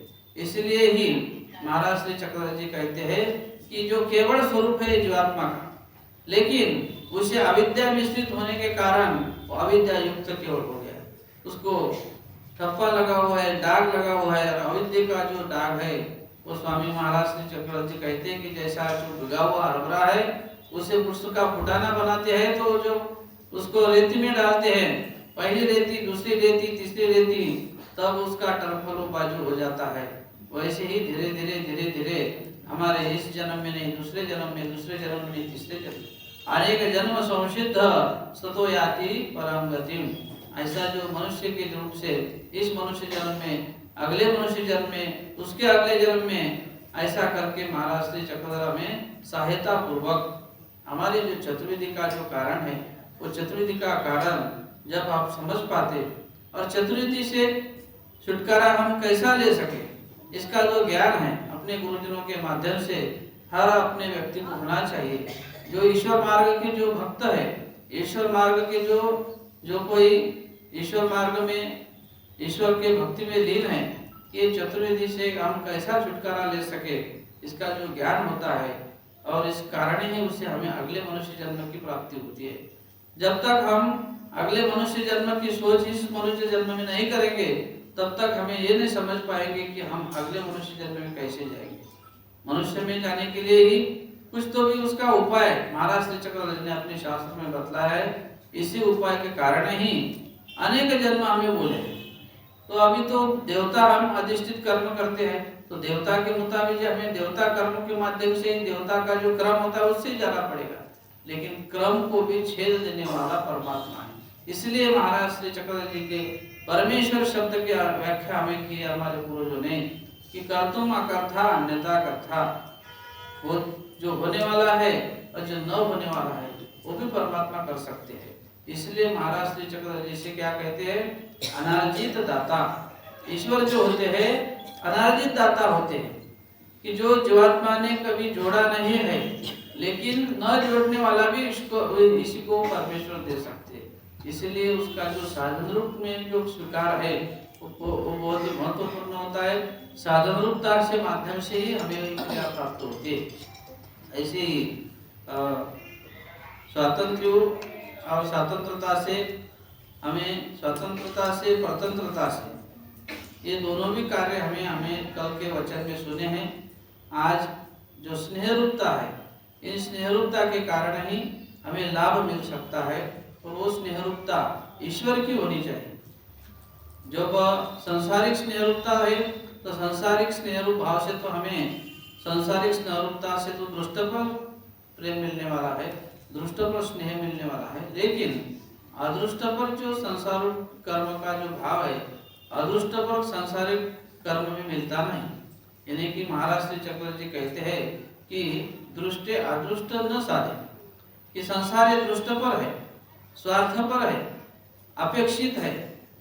जब अपन की किसी की क्रिया पूरी नहीं होती, किसी की मन्नत एक बारे में एक दूसरे के बारे में पूरी नहीं होती, तो हमें संसारिक कर्म में एक दूसरे के प्रति क्या है, विरुद्ध भाव आते हैं, हमें एक दूसरे के व्यवहार बिगड़ जाते हैं। लेकिन ईश्वर तो निरपेक्ष है और अपेक्षा रहित ईश्वर है। ईश्वर को अपने से कुछ अपेक्षा होती नहीं है, ऐसा निरपेक्ष जो है। महाराज श्री चक्रधर जी कहते हैं कि जीव देवता ही सापेक्ष है और परमेश्वर क्या है, निरपेक्ष है। इसलिए निरपेक्षता के रूप में ही हमें इस महाराज श्री चक्रधर जी की जो अस्तित्व का ज्ञान है, इन ज्ञान के माध्यम से ही हम निरपेक्षता के रूप से ही हमारा जो आचरण है वो निष्काम रूप से, निर्हेतुक रूप से हम समर्पित करते समय ही बोलते हैं कि श्री चक्रधरार्पण। हमारे पूर्वजों ने जो कुछ बातें हमें बतलाई है कि हम ऐसे कहते हैं कि हमारी जो क्रिया है, जो विधि है, जो कर रहे हैं, ये श्री चक्रधरार्पण, कि महाराज श्री चक्रधर जी ने स्वीकार करना चाहिए। महात्मा मेरे जो है वो परिचित है, इन महात्मा के कारण मैं कर रहा हूँ, इनका मेरा कुछ लगन है, ये बात अलग है। लेकिन ये जो साधनवंत है, जो रामधर्म हो, वासनिक हो, ईश्वर भक्त हो, अनुसरण वाले जो महात्म्य हो, ये सब महाराज श्री चक्रधर जी ये साधन रूपता के स्वीकार करके ईश्वर का साधन आचरण कर रहे हैं। इसलिए मैं जो क्रिया कर रहा हूँ ये स्वामी के प्रति स्वीकार होनी चाहिए, ये महाराज ने स्वीकार करनी चाहिए। ऐसी सोच समझ करके अपन क्रिया करते हैं, इसलिए उस क्रिया का स्वीकार परमेश्वर करते हैं। जो क्रिया होती है, जो असंविधान में ज्ञान शक्ति का कार्य जिन जिन अधिकारी जो आत्मा के पास होता है, उन ज्ञान शक्ति के माध्यम से हम भजन पूजन करते हैं। क्योंकि जैसे ईश्वर की कृपा स्थान प्रसाद इसमें होती है, लेकिन ज्ञान शक्ति जो अधिकारी के माध्यम से, अधिकारियों के माध्यम से ही वो आगे चलते चलते आती है। इसलिए हम ज्ञान रूप शक्ति का पूजन नहीं करते। स्वामी ने कहा है कि ज्ञान पूज्य है। किसी पुस्तक को, किसी ग्रंथ को ग्रंथ तिलक लगाए तो उसका कोई पूजन नहीं हो सकता। हमारी जो परंपरा है तो उसे हम संग्रह रूप विकल्प कहते हैं एक तरीके से। और जो ज्ञान शक्ति महाराज श्री चक्रधर जी ने आचार्य श्री जी से ज्ञान दिया है, आचार्य जी से और नीचे गुरु परंपरा से वो ज्ञान रूप कार्य आगे आगे चलते चलते यहाँ तक अपने सब अधिकरणों के माध्यम से यहाँ तक वो ज्ञान रूप कार्य आगे आता है। और ज्ञान होते समय भी उस कार्य में ईश्वर का मनोधर्म होता है। जहाँ भी हमारे महाराज हो वहाँ से मनोधर्म उस कार्य में होता है, तभी वो ज्ञान शक्ति का संप्रेषण होता है, तभी वो ज्ञान शक्ति महाराज अपने उन जीवात्मा को प्राप्त कर देते हैं। इसलिए ज्ञान होने के माध्यम से ही हमारे प्रतिदेह जैसे दुख, नित्यता जैसे अयोग्यता, इन असंविधान में भी हम उसको दोष रूपता से ज्ञान शक्ति के माध्यम से उसका नाश कर सकते हैं। इसलिए ज्ञाने प्रतिदेही चे नरक सुगति ऐसे बोले हैं। ज्ञान रूपता से प्रतिदेह नरक का नाश होता है और ज्ञाने प्रतिदेही से नरक नास्ति और ज्ञानी ऐसे भजने नित्य नाशति। जो नित्य नियुक्त चालू की जो अयोग्यता है, जिन अयोग्यता के कारण कर्मराहटी में जो क्रिया होती है उसकी जो चाल होती है वो जड़त्व के पास चली जाती है। लेकिन जड़त्व से भी ज्यादा जो नरक होते हैं वो नित्य नरक होते हैं। ब्रह्मांड के संधि में जो माया स्वरूप ने जो नित्य नरक जैसा आकार लिया है, दो ब्रह्मांड के संधि रूप में 5 सदी योजन, उसमें जो जीवात्माओं को ईश्वर के पास अपना जो प्रसव चला जाता है, इसी कारण नित्य नरक निष्पन्न होते हैं। धीरे धीरे धीरे धीरे प्रसव आगे बढ़ता है और ये प्रसव रूपता की चाल ईश्वर के पास जाती है और जब वो चाल जाती है तो ईश्वर को भी उस क्रिया का स्वीकार करना पड़ता है। इन स्वीकार जब ईश्वर करते हैं तब स्वीकार होने के बाद नित्य प्रारब्ध होते हैं और नित्य प्रारब्ध होने के बाद ईश्वर निमित्त होता है। लेकिन ईश्वर निमित्त होते, लेकिन किसी को दुख दातृत्व करने वाले परमात्मा नहीं है। ईश्वर किसी को दुख दातृत्व नहीं करते। वो जो फल है, जो मायापुर का स्वीकार, यानी पुरस्त माया हमें कहते हैं उसे, जो महाराज श्री चक्रधर ने मायापुर धार्य होती, इन वचन में जो पूर्व धार का स्वीकार किया है, जो शरीर स्वीकार किया है पुरस्त, इन्हीं के कारण। लेकिन ओखटे का जो फल होता है वो कर्मराहटी का फल ऐसा बोला जाता है। जो कर्मराहटी में चिज्जड़ माया है, कर्मराहटी का ब्रह्मांड में संचरण करने वाली जो माया है वो कौन सी है? चिज्जड़ माया। और दैवराहटी का संचलन करने वाली माया कौन सी है? ओढ़गनी माया। इन ओढ़गनी माया के मूल धर्म के कारण चिज्जड़ माया, ओढ़गनी माया जो है अपना कार्य चिज्जड़ माया के ऊपर सौंप देती है और चिज्जड़ माया फिर वो दुखों को जो भुगवाने का काम है वो करती है। इसलिए हमें ईश्वर किसी को दुख नहीं दे सकते। ईश्वर तो दयालु, मयालु, कृपालु, करुणालु है। ये जो ईश्वर की जो विशेषता है, ये कभी भी इन विशेषता को कभी भी दान नहीं लग सकता। जो दयालु है वो दूसरे को दुख कैसा दे सकता? नहीं दे सकता। लेकिन जो अभिमानिनी है, जो जिस शरीर में परमेश्वर अवतार धारण करते हैं, उस शरीर का जो अभिमान लिया हुआ है, जो पुराभिमानिनी हम कहते हैं, उन पुराभिमानिनी का अभिमान होते हुए जो कार्य है वो देवताओं का है। उनके ऊपर सौंपी गई ये व्यवस्था है और व्यवस्था से वर्तन करना ये ईश्वर को भी प्राप्त होता है और देवताओं को प्राप्त होता है। महाराज श्री चक्रधर जी कहते हैं कि इन देवताओं को भी इन ब्रह्मांड व्यवस्था में चलना पड़ता है और खुद ईश्वर को भी इन ब्रह्मांड व्यवस्था में चलना पड़ता है, क्योंकि व्यवस्था जो निर्माण की है वो ईश्वर के मनोधर्म से होती है। इसलिए महाराज श्री चक्रधर हो या अनेकों अवतार होते हैं, वो भी इन जिन जिन सृष्टि में जिन जिन युगों में इन्होंने अवतार लिया है, उन युग परंपरा के कारण ही किंचित विलक्षण होते हैं, लेकिन सृष्टि व्यवस्था के अनुसार ही ईश्वर ही चलते हैं। हमारे मराठी में कहा है कि जय जरी ईश्वर तरी क्रमेची, जो क्रम होता है सृष्टि व्यवस्था का, वो क्रम से ही ईश्वर अवतार जाते हैं।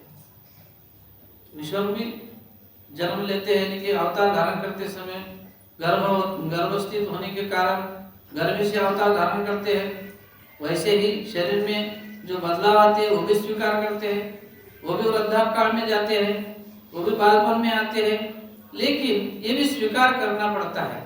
ईश्वर तो नहीं कर सकते थे, निर्माता ही हुए तो वो बोलते थे नहीं, मेरे को वृद्धापकाल में जाना ही नहीं, मेरे को जो शरीर है वैसा ही रखना है, वो वैसा ही रख सकते थे, लेकिन वैसा होता नहीं।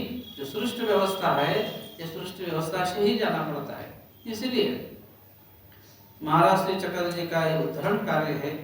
इस उद्धरण कार्य में महाराज ने जो स्नेहरूपता के कारण प्रपंचिक स्नेह जो बोला है, वो प्रपंचिक स्नेह हमें बंधन में डाल सकता है। इसलिए परतंत्रता होनी नहीं है और स्वतंत्रता होने के कारण हमें निश्चित रूप से मुक्ति मिल सकती है। इसलिए वो स्वतंत्रता का आचार जो है अस्थि परिरूप आचार है और वो आचार जो है वही असंसात किया है, वही अपेक्षित किया है महाराज श्री चक्रधर जी ने। इसलिए कौन सा वो आचार है? वो आचार है कि कटम कटेमान ऐसे होने असावे। जो आचार स्वतंत्रता के माध्यम से हो सकता है, ये निश्चित रूप से हमें ईश्वर की प्राप्ति की ओर ले जा सकता है। ऐसा जो आचार है वो अपने अपने अधिकार रूप से अपन कर सकते हैं। सबका अधिकार सरिका नहीं। महाराज श्री चक्रवर्ती ने सोमकांत की दृष्टांत में बतलाया है कि सोमकांत जो पाषाण है उसके ऊपर चंद्र का शीतलता जब आती है, चंद्र की शीतलता जब उसके ऊपर आती है तो शीतलता से उसमें से सब थेपुटे उसके नीचे आते हैं, उसमें पानी निकल के आता है और वही प्रकार दूसरे पाषाणों के ऊपर गिरता है तो ठंड होते हैं, शीतल होते हैं। वो पेड़ों के ऊपर पड़ता है तो उसमें औषधि निर्माण होती है। वैसे ही अलग अलग तरीके से जिसका जो अधिकार है उस अधिकार रूप से अपन अपना अपना आचरण कर सकते हैं, लेकिन करना जरूरी है, ऐसे इस वचन में कहा है। और माया बहनी का जो स्नेह और ईश्वर का जो स्नेह, ये दोनों भी स्नेह इस वचन में बतलाया है और उसका जो लाभ है वो भी इस वचन में महाराज जी ने हमें बतलाया है। तो ऐसे लाभ प्राप्त करते समय ईश्वर का आचरण करते करते हमारे साथ जो शास्त्र जुड़ा हुआ है, इस शास्त्र का अध्ययन करते करते हमें जो अन्य सामग्री का शास्त्र है वो भी कुछ अभ्यास करना चाहिए या नहीं करना चाहिए। इसलिए अगले वचन में महाराज जी बोलते हैं कि पूरा जीवा कवनी सामग्री न भावी। अन्य सामग्री के मुताबिक महाराज ने जो बोला है कि जो अन्य सामग्री होती है वो सामग्री हमारे पास नहीं होनी चाहिए। अन्य सामग्री मतलब कि अन्य सामग्री यानी कि वेद, आगम, पुराण, शास्त्र, ज्योतिष, ये सब अन्य सामग्री है, लेकिन उसका उपयोग कभी हम इस हमारे आचरण में करें तो निश्चित रूप से थोड़ा सा अन्य सामग्री के माध्यम से अन्य आचार हमें हो सकता है। अन्य रूप जो विधि विधान है हम आचरण में उसका उपयोग कर सकते, इसलिए ईश्वर इस आचरण का स्वीकार नहीं करते। ईश्वर का जो आचरण है इन गतिविधियों के अलग होता है, ये जो विधि विधान है इनके अलग होता है, इसलिए सामग्री का त्याग यहाँ बोला है। यानी कि 18 पुराण बोले हैं और 18 पुराण अलग अलग है।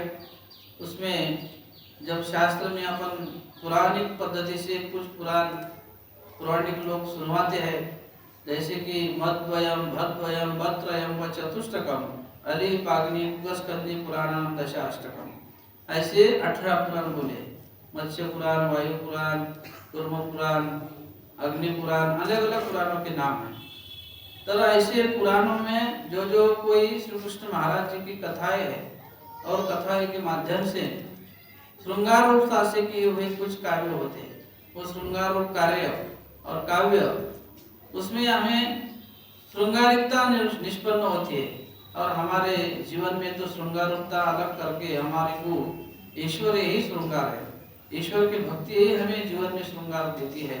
ये निर्गुण भक्ति है ईश्वर। इसलिए श्रृंगार, हास्य, करुणा, रौद्र, वीर, भयानक, विभत्स, अद्भुतम, शांति, ये जो नवरस का है, ये नवरस अलग करके हमें निर्गुणता के रूप से ईश्वर भक्ति के जो कार्य होते हैं, महाराज श्री चक्रवर्ती जी कहते कि जिन कार्य में, जिन गायन में हमारे को ईश्वर की लगन प्राप्त हो, स्वामी कहते हैं कि देवगीति गाओ नहीं देगा पांडे। परमेश्वर परमात्मा का जो गीत है वो गाने के भी उसमें कुछ भाव अपने जो होते हैं सभी को आते नहीं, और जो आते हैं तो तभी भी ईश्वर उसका स्वीकार करते हैं। इसलिए जो गायन करना है तो ईश्वर का करो, लेकिन करने में भी उसकी जान पहचान होनी चाहिए। जब ज्ञान पहचान कभी होती नहीं तो गायन करने में भी दोषरूपता होती है, निर्माण करने में भी दोषरूपता होती है। शब्दों का भी ज्ञान होना चाहिए। इसलिए कोई शब्द ऐसे होते हैं वो क्षोभ रूप होते हैं। महाराज श्री चक्रवर्ती जी के पास एक भक्त गया और वो गाने लगा और वो बोलता है कि महाराज मेरा गीत कैसा हुआ? वो बोलते महाराज कि तेरा निर्वंश हो ऐसा तेरा गीत हुआ है, सब नरक तुझे प्राप्त होगी इस गीत से, ऐसी ये रचना हुई है। कुछ तो भी देवताओं के सूत्र, कुछ तो भी देवताओं की, कुछ तो भी यहाँ पे कुछ क्षोभ रूपता के कार्य उसमें कभी शब्द रूपता से लिखे हुए हो तो उसको दोष रूपता उसके कारण होती है और इसलिए वो नरक के कारण होता है। ऐसे भी कुछ शब्द होते हैं, इसलिए शब्द भी उसमें अपने उसका ज्ञान होना चाहिए। ज्ञान होने के बाद ही उसकी अच्छी समझ होने के बाद ही रचना करनी चाहिए। और ऐसी रचना जब होती है और ऐसा जो शब्द प्रयोग होता है तो महाराज उस शब्द का स्वीकार करते हैं। जैसे कि महाराज ऐसा गाने लगे, महाराज श्री चक्रधर जी कहते कि ये तो अपने बाप भावों के कारण ऐसा गीत गाते हैं। तो महाराज ऐसा बोलते कि आप ही मेरे बाप है, आप ही मेरे माँ है, बाप है, सब कुछ आप ही है, इसलिए मैं आपके ही श्री चरण में समर्पित कर रही। वैसे ही ज्ञान रूपता के माध्यम से जो काव्य है, जो गीत है, भजन है, जो हम बोलते हैं, उसे भी भगवान के प्रति लगन होनी चाहिए, भाव होना चाहिए और उस जो भजन किया हुआ है, जो काव्य किया है, उसका ईश्वर ने भी स्वीकार करना चाहिए। ऐसे ही इस वचन में कि पूरा जीवा कवनी सामग्री न हो, ऐसा महाराज ने कहा। अभी सामग्री तो अलग अलग तरीके से हमारे प्रेमदायक जो विधि बोले हैं, प्रेमदायक 14 विधि उपाय बोले,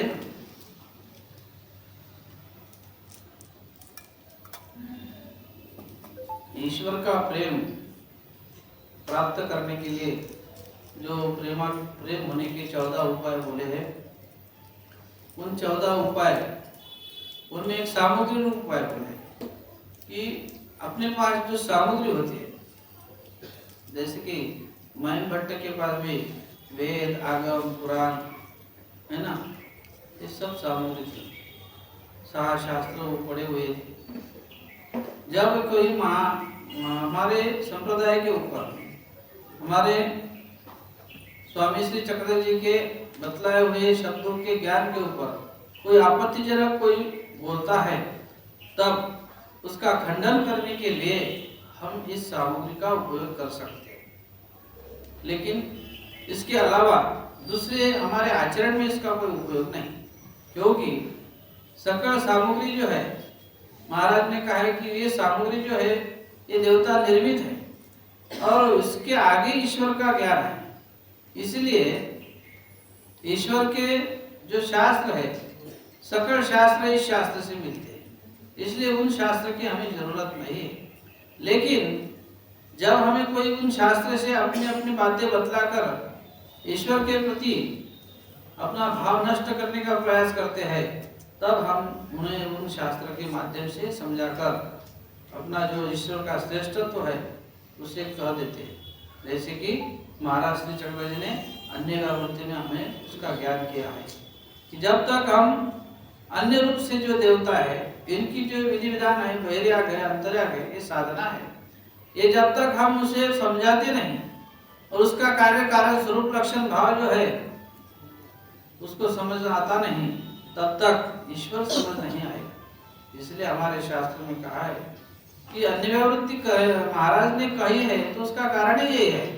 जैसे कि करंज खेड़ में दायंबा थे, तो दायंबा कुछ समय महाराज श्री चक्रधर जी के साथ साथ रहते थे और रहने के बाद कुछ दिनों बाद जब स्वामी बैठते थे तो वो स्वामी के आसन के लगा के पास में आकर बैठते थे।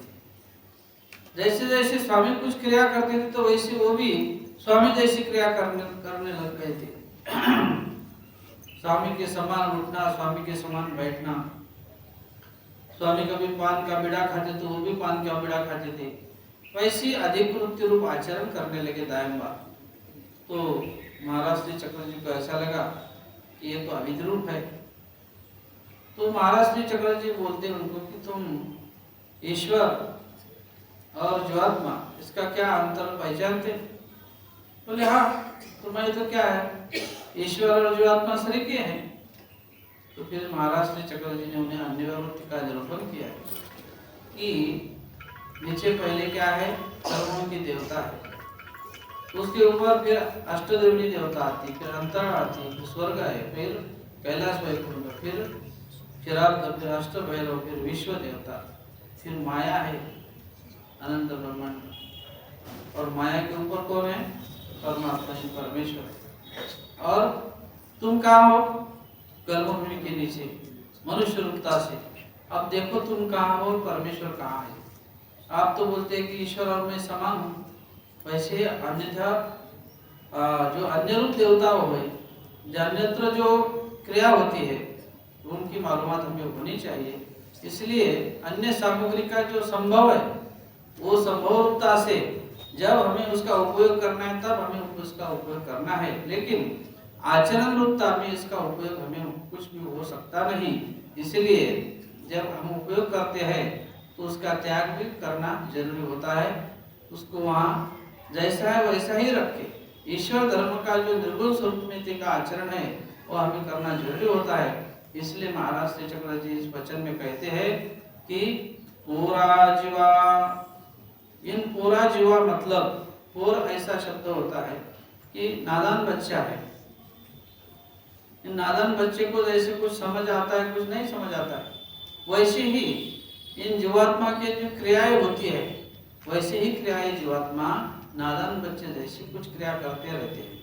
इसलिए वो कुछ क्रिया जो होती है वो खंती रूप होती है, वो तो नादान है, लेकिन ये नादान नहीं है, समझ होकर भी वैसी क्रिया करता है। इसलिए कुछ वो क्रिया खंती रूप होती है, वो खंती रूप क्रिया अपने जीवात्मा के हाथों से नहीं होनी चाहिए। इसलिए पूरा जीवा कौनी सामग्री न भाव, इन सामग्री के माध्यम से ही हमें हमारे जीवन में हम उस सामग्री का दुरुपयोग करते हैं। अभी वो सामग्री देवता जनित हो या प्रापंचिक रूप से हमारे सुखरूपता के माध्यम से, विषय रूपता के माध्यम से जो भी सामग्री हमें जो इकट्ठा की हुई है, जैसे कि सामग्री मतलब संग्रह, सामग्री मतलब जो हमें जीवन चरितार्थ में हमें उसका उपयोग होता है, वैसी सामग्री मतलब जिन सामग्री के माध्यम से देवता शक्तियों का कार्य, कुछ विद्यारूप कार्य हमें हमारे जीवन में हम प्राप्त करते हैं, लेकिन वो सब सामग्री जो है उस सामग्री ईश्वर धर्म के कारण आती नहीं है। इसलिए इन सामग्री का कोई उपयोग आचरण में होता नहीं। जब ये सामग्री हम छोड़ते हैं तभी हमारी ईश्वर क्रिया स्वीकार कर सकते हैं। इसलिए पूरा जीवा कवनी सामग्री न भाव, जैसे कि ज्योतिष सामग्री ये भी एक सामग्री है। जैसे पहाड़ी नारायण व्यास, उनके जो पिता थे जिन्होंने रुद्रपुर वर्णन ग्रंथ निर्माण किया, जैसे खानदेश में बहाड़ करके एक गांव है, हम जहाँ रहते जलगांव जिले में, वो जलगांव जिले में बहाड़ नामक एक गांव है। वहाँ एक राजा रहता था और राजा की जो राजधानी है वो उस समय उस गांव का नाम है पहाड़। तो उनका नाम है रुद्रपुर वर्णन जिन्होंने निर्माण किया, उनका नाम है नारव्यास। उनके पिताजी बहुत बड़े भविष्यकार थे। तो एक दिन ऐसा भविष्य उन्हें समझ आया कि ऐसा कोई मुहूर्त आने वाला है कि जो मेन है ना, तो मेन की जो मेघ होती है वो पत्थर में अंदर चली जाएगी, इतनी ऐसा मुहूर्त काल है। ऐसा मुहूर्त उन्होंने देखा और राजा को बोले कि शुभ मुहूर्त है, तो पत्थर में भी वो मेन की मेघ चली जाएगी, ऐसा मुहूर्त समय आने वाला है। तो राजा बोला ये तो अलग ही बात है, पत्थर इतना तो कड़क होता है, पत्थर में मेन की मेघ जाना है तो कोई बात साहजिक होती नहीं बोले वो हो जाएगा, होने वाली है। तब उन्होंने उनको बोला है कि इस समय इस दिन में इस तारीख को ऐसा कार्य होने वाला है। तो महाराज वो जो राजा थे वो बोले कि नहीं होगा, तो बोले नहीं होगा तो मुझे आप फांसी की शिक्षा दो, मुझे हत्या कर लो, मुझे मार डालो, मैं जो बोल रहा हूँ सच हो। अभी एक अभिक्रिया सिद्ध होती तो राजा को इस भविष्यकाल की बहुत ही लगन होती थी। इसलिए बाकी के जो भविष्यकार थे उनको मालूम था कि जो भविष्य इसका जो है वो सही होने वाला है और एक निश्चित रूप से मुहूर्त है और ये करके दिखाएगा। और बाकी भविष्यकार उनको उसका द्वेष निर्माण हो गया कि ये आगे जाएगा, ये राजा उसका ही बात मानेगा, अपनी बात मानेंगे नहीं, लेकिन उसकी जो क्रिया है ये कैसी निर्भर करनी है। इसलिए उन्होंने क्या किया कि जो मेघ जो अंदर डालने वाला था, जो हथौड़ा मारने वाला था, उसको ही बोला कि तुम जब बोलेंगे कि अभी हथौड़ा मारना है तब उस टाइम कुछ तुम्हें दूसरा ही काम कर लेना, वो समय चले जाने देंगे और समय चले जाएगा तब हथौड़ा मारना, तब वो हथौड़ा वहां चलेगा नहीं और वो जो कार्य है वो पूरा होगा नहीं। ऐसा उसको मैनेज कर लिया और वैसे ही हो गया। राजा ने सब लोगों को बुलाया, वो मूर्तिकार आया, वो मूर्ति के कारण वो मेघ वो पत्थर में जाने वाली थी और उसने उसको बोला कि अभी हथौड़ा मार, तभी उसने वो समय उसके इधर उधर बिता दिया और बाद में हथौड़ा मारा तो वो मेघ अंदर नहीं गई। राजा भी अपमानित हो गया, राजा क्रोधिष्ठ हो गया और राजा ने फरमान निकाला इसको देह दंड की शिक्षा और उसको फांसी पे लटका दिया। तब वो नारायण वास जो थे, वो नारवे जो थे, वो माते के गर्भ में थे और वो उनको देह दंड की शिक्षा दी गई। बाद में इनका जन्म हुआ और वो जन्म होने के बाद कुछ दिनों बाद वो अपने माता को पूछते हैं कि हमारा पिता कहाँ है। तो माता कोई बताती नहीं, लेकिन बहुत ही आग्रह करके पूछा तो माता ने बोला कि ऐसी ऐसी बात हो गई, तुम्हारे पिता के साथ कोई दुष्ट व्यवहार हुआ है, इसीलिए उनको देह दंड की शिक्षा दी गई। तो उसके उन्होंने ऐसी अपने मन में ठान कर लिया कि मेरे पिता को कभी ऐसी शिक्षा हुई है और दुष्ट रूपता से जिन जिन लोगों ने मेरे पिता को मारने के लिए ऐसा कार्य किया है, मैं उनको भी मैं शिक्षा दिलाऊंगा। वही राजा के पास फिर उसने क्या किया, भविष्य का ज्ञान प्राप्त किया, अच्छे तरीके से भविष्य की पढ़ाई की और विद्या भी प्राप्त करनी थी। और विद्या प्राप्त करने के लिए वो बंगाल में गया और बंगाल में जाकर वहां से विद्या प्राप्त करी और विद्या प्राप्त करके आया और वैसे ही वो राजा के इसमें भविष्यकार होके अपना कार्य करने लगा। अब वो जो पुराने लोग भविष्यकार जिन्होंने इनके पिता को मारा था वो भी उसमें शामिल थे और एक दिन वैसा ही इसने बोला कि महाराज मैं ऐसा कोई भविष्य देख के आया हूँ, ऐसे कोई मेरे को संकेत हो रहे हैं कि ये जो ब्रह्मांड के ऊपर ऐसी आंधी तूफान जैसी बहुत सारी आपत्ति आने वाली है और बहुत ऐसी बारिश होगी कि सब ये बहने वाला है, सब अपन सब ये राजवाड़ा चले जाएगा, बाकी सब गांव इस पानी में पूरा डूब जाएगा। तो महाराज बोले अब कैसा होने वाला है, कब होगा? नहीं इतने इतने तारीख को, इतने इतने दिन को, इतने इतने टाइम में ऐसा होने वाला है। तो महाराज बोले कैसा है देखे? नहीं बोले अब होने ही वाला है। और समय जब बोला तब वो बारिश चालू हो गई, वहां पे सब पानी पानी हो गया। महाराज बोलते अब कैसा करना है सब? वो बोलते कि मेरे साथ अभी तुम लोग वो जो पहाड़ है वो पहाड़ के ऊपर चलो और पहाड़ के ऊपर जाके आप बैठेंगे तो अब सब राजवाड़े के जो ज्योतिष वाले, पुराण वाले जो जो कोई है जिन्होंने जिस उनके पिता को मारने की जो साजिश रची थी वो सब उनके साथ लेकर वो पहाड़ के ऊंचाई पर चले गए और महाराज को भी वो ऊंचाई पर लेकर गया और इधर पानी बढ़ता बढ़ता बढ़ता बढ़ता वो राजमहल भी पानी में डूब गया और वो पानी ऊपर ऊपर आ रहा है और ये और ऊपर ऊपर जा रहा है और पहाड़ के वो टेपरे के ऊपर ऊंचाई पर जा बैठे। अब कैसा करना? तो उन्होंने क्या किया कि अपनी मायावी शक्ति से वो जो नौका थी वो पानी में नौका डाल के लेके आए मायावी शक्ति से और जिन जिन्होंने उनको मारा था तो मारने की साजिश रची थी भविष्यकारों को, उनको बोले कि अभी नौका में आप चले जाओ नहीं तो ये पानी ऊपर आएगा और आप यहाँ से निसर जाएंगे। तो उन्होंने फिर वो नौका लाई और नौका में उनको वहां कूदने के लिए बोला और वो सब लोग वो नौका में कूदे।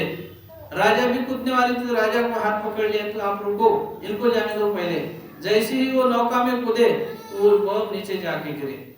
वहां कोई पानी भी नहीं था और वहां कोई बारिश भी नहीं थी और डूबने वाले भी नहीं थे, लेकिन जो था वो सब शक्ति, उसे ही कहते हैं मायावी शक्ति का कार्य, जादू टोने का कार्य, इन्हें लाघव का कार्य, जो विद्यारूप कार्य था। और वो कार्य के बावजूद उन्होंने सब देखा था तो कोई नहीं था ही, वैसा कार्य उसे दिखाया और जब कूदे तो वो नीचे गिर गए, सबके सब मर गए और राजा को पकड़ लिया। उन्होंने शक्ति आकर्षित कर ली तो वहाँ कोई पानी भी नहीं है और कोई नहीं। जिन जिन लोगों ने उनके मारने की साजिश रची वो सब मरे हुए नीचे पड़े। फिर उनको पश्चाताप हो गया। नारवे जो थे पहाड़ के रहने वाले, उनको पश्चाताप हो गया कि मैंने तो बहुत सारे लोग मारा, उदास बैठते थे। वैसे ही बैठते बैठते एक दिन वो रास्ते से हमारे कोई धर्म के साधु चल रहे थे, अटन विजन करते करते उनकी मुलाकात हुई और वो बैठे थे, बोले क्यों आप ऐसे इकट्ठा एकांत में आकर बैठे, नाराजगी में दिख रहे। तो बोले ऐसा ऐसा मेरे हाथों से बहुत बड़ा पाप हुआ है। तो फिर बोले ऐसा करो, इसके लिए तुम्हारे को ये ऐसा जो महाराज श्री चक्रधर जी का भक्ति मार्ग है उसमें शरण आना होगा और प्रायश्चित करना होगा, संन्यास लेना होगा। फिर उन महात्मा से उन्होंने बहुत सारे ज्ञान प्राप्त करा, उनके साथ वो चले चले, फिर उनके संन्यास धारण किया और संन्यास धारण करके उन्होंने रुद्रपुर वर्णन ग्रंथ प्राप्त किया। ऐसे ही हमारे वो ज्ञान पुरुष इस परमार्ग के आचार्य हुए, उनका नाम है बहाड़ी नारोव्यास। बहाड़ उनका गांव था और नारोव्यास उनका नाम था। ऐसे ही ज्योतिष शास्त्र में भी ऐसी ज्योतिषता पूर्वक कार्य होते हैं, लेकिन क्या हो गया, आत्मघात रूप कार्य उससे हो गया ना, स्वघात हो गया, परघात हो गया। उनके पिताजी ने वो विद्या सीखी थी, ज्योतिष कार्य रूप थी, तो उनका स्वतः आत्मघात हो गया, उसको फांसी की दंड की सजा दी गई। और बच्चे ने सीखी तो उनके जो जिन्होंने उन्हें मारने के साजिश रची उनको भी पाप दंड रूप देह दंड की शिक्षा मिली। ऐसी ही दोष रूपता इन सामग्री में होती है। ये सामग्री जो है घोड़ा चुने शिष्य नामक, जैसे कि जल जाओ भी जल जाओ कह दिया तो सब गाँव जल गया। ऐसी दोषरूपता इन कार्य में होती है, इसलिए दोषरूपता न होने के कारण न होना चाहिए, इसलिए महाराज श्री चक्रधर जी ने इस सूत्र में सामग्री न भागे ऐसा बोला है। ऐसे ही ज्योतिष सामग्री है, पुराणिक सामग्री है, वैद्यक सामग्री है, यानी कि वैद्य यानी कि वना पाठा करना। महाराज श्री चक्रधर जी के शिष्य वर्ग में बहुत सारे ऐसे विद्वान पंडित हुए हुए हैं, ऐसे कि आचार्य जैसे और भी बहुत जान पहचान वाले शास्त्र के उत्पत्ति उत्पन्नापूर्वक ज्ञान थे। तो महाराज श्री चक्रधर जी का आचरण करते करते स्मृति स्थल काल में आचार्य के सानिध्य में भी बहुत सारे विद्वान पंडित इस परमार्ग में आए। और वैसे ही आचार्य के शिष्य थे कृष्ण भट्ट और कायदेव पंडित। तो श्री कृष्ण भट्ट हमें आचरण करते करते रास्ते से जा रहे थे और एक गांव में गए, भिक्षा भोजन करके वो गांव में ठहरे। तो वहाँ उनको एक भक्त मिले, उनका नाम था कायदेव पंडित। तो वो भक्त वो भी भावाड़ू थे, धार्मिक थे। उन्होंने चर्चा की और चर्चा होने के कारण स्वामी श्री चक्रधर जी के जो विचार उन्हें पसंद आए और उन्होंने ईश्वर धर्म का स्वीकार करने का दिल में सोचा और वो बोले कि मुझे भी संन्यास चाहिए। जब कृष्ण मुनि से बोले कि मुझे भी संन्यास दो, तो कायदेव पंडित संन्यास लेने के लिए तैयार थे। तो वो बोले मैं तो संन्यास नहीं आपको दूंगा, मेरे गुरुजी है श्री नागदेवाचार्य, इनसे मैं आपको संन्यास दिलाऊंगा, तो आप मेरे साथ चलो। तो वो दोनों भी निकले। निकलते निकलते रास्ते में कोई आदमी था, उसको सांप ने काट लिया था, उसका मृत्यु हो गया और उसको कंधे पे उठा के सब गाँव वाले ले जा रहे थे और वो उधर से आ रहे थे। देखते देखते उन्होंने देखा कि ये मृत्यु हुआ आदमी है और सब लोग उसके पीछे पीछे चल रहे थे और आपस में बात कर रहे थे कि इसका मृत्यु हुआ है, सांप दंश हुआ है, उसके कारण उसको मृत्यु आ गई। ऐसा उन्होंने शब्द सुने कि उनको सर्पदंश हुआ है और सर्पदंश होने के कारण उनका मृत्यु हुआ है। ऐसा जब सुना तो जो कायदेव पंडित थे जो संन्यास लेने के लिए जा रहे थे, उन्होंने ये शब्द सुने और उसके पास वो एक रस था जो पेड़ों में से निकाल के वनौषधि रूप रस था। वो उन्होंने बोला कि मेरे पास ऐसी औषधि है कि इन औषधि के कारण ये जो जिसने काटा है वो जो मृत व्यक्ति हुआ है वो जीवित हो सकता है, ऐसा मेरे पास उपाय है। तो बाकी के लोग एक दूसरे को कहने लगे कि अरे ये तो बहुत सामर्थ्यशाली व्यक्ति है, इनके पास तो ऐसा ऐसा है, एक मृत आदमी को जो मृत हुआ है उसको जीवित कर सकते हैं। सब एक दूसरे के ऊपर देखने लगे और वो जो मृत आदमी था उसके रिश्तेदार ने उनको बोला और उसको नीचे रखा और इन्होंने अपने झोले के अंदर जो रोज था, जो औषधि वो निकाली, जहाँ पे काटा था वो उसको लगाई और थोड़ी देर में जो उसका मृत्यु हो गया था वो उठ के खड़ा हो गया। अभी उसकी खड़ा होने के बाद लोगों को चमत्कार हो गया, इन महात्मा की वजह से हमारा एक आदमी था वो जीवित हो गया। और उन दोनों को भी गांव में लेकर गए बहुत सारी उसकी मान्यता हुई, पूजा पुरस्कार हुआ, खाने बहने में सब अच्छे तरीके से मिला। लेकिन उनके साथ जो थे कृष्ण भट्ट, उनको ये बात अच्छी नहीं लगी कि ये सामग्री रूपता है, ये ऐसी जो कार्य है कि अपनी श्रेष्ठता प्रकट करना, और श्रेष्ठता होने के कारण, पूजा पुरस्कार होने के कारण, मान मान्यता होने के कारण, इन कारण आप इस मान मान्यता में अपन डूबे जाएंगे। धर्म का आचरण कब करेंगे, पूजा पुरस्कार स्वीकारेंगे, और ये श्रेष्ठता जो है, ये श्रेष्ठता आप प्रकट कर रहे हैं। ऐसी श्रेष्ठता तो हमारे पास कुछ नहीं है।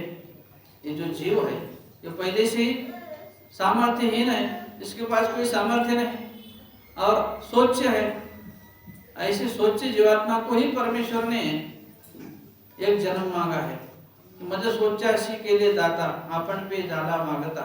जीवात्मा कैसा है, सोच्य है, कोई सामर्थ्यवान नहीं है, तभी भी ईश्वर जन्म उसको एक जन्म मांगते हैं। क्यों कि ये सर्वाधिकारी है, सर्वाधिकार के रूप से इसके पास अधिकार है, और ये अधिकारी जीवात्मा ईश्वर का आनंद प्राप्त कर सकता है, इसलिए उसको एक जन्म मांगते हैं। तो जब आचार्य के पास जाने वाले थे तो कहे कि जो आपके पास जो रस है, जो औषधि है, ये औषधि आप यही उसको अग्नि में डाल डालो, अग्नि में उसका भस्म कर दो, और जब आप अग्नि में उसको भस्म करेंगे तभी मैं आपको आचार्य के पास लेके जाऊंगा। तो बोले ठीक है। इसी कारण जब मेरा संन्यास नहीं होता है तो मुझे भी उसकी कोई ज़रूरत नहीं। उसने फिर वो जो औषध थी वो अग्नि में डाल के उसमें भस्म कर दी, और फिर वो आचार्य के पास संन्यास लेने गए।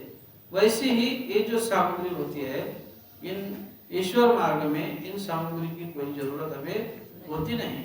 ईश्वर यही हमारी सामग्री है, ईश्वर यही हमारे सब जो है माता पिता है, धर्म रक्षक है। हम इसके कारण ही हम जीवात्मा का उद्धार कर सकते हैं। इसलिए इस वचन में ओरा जीवा कवनी सामग्री न भावी, जब सामग्री अपने पास हो तो सामग्री से क्या होता है, ओरा जीवा सामग्री मणिजे हा गढ़दरागा।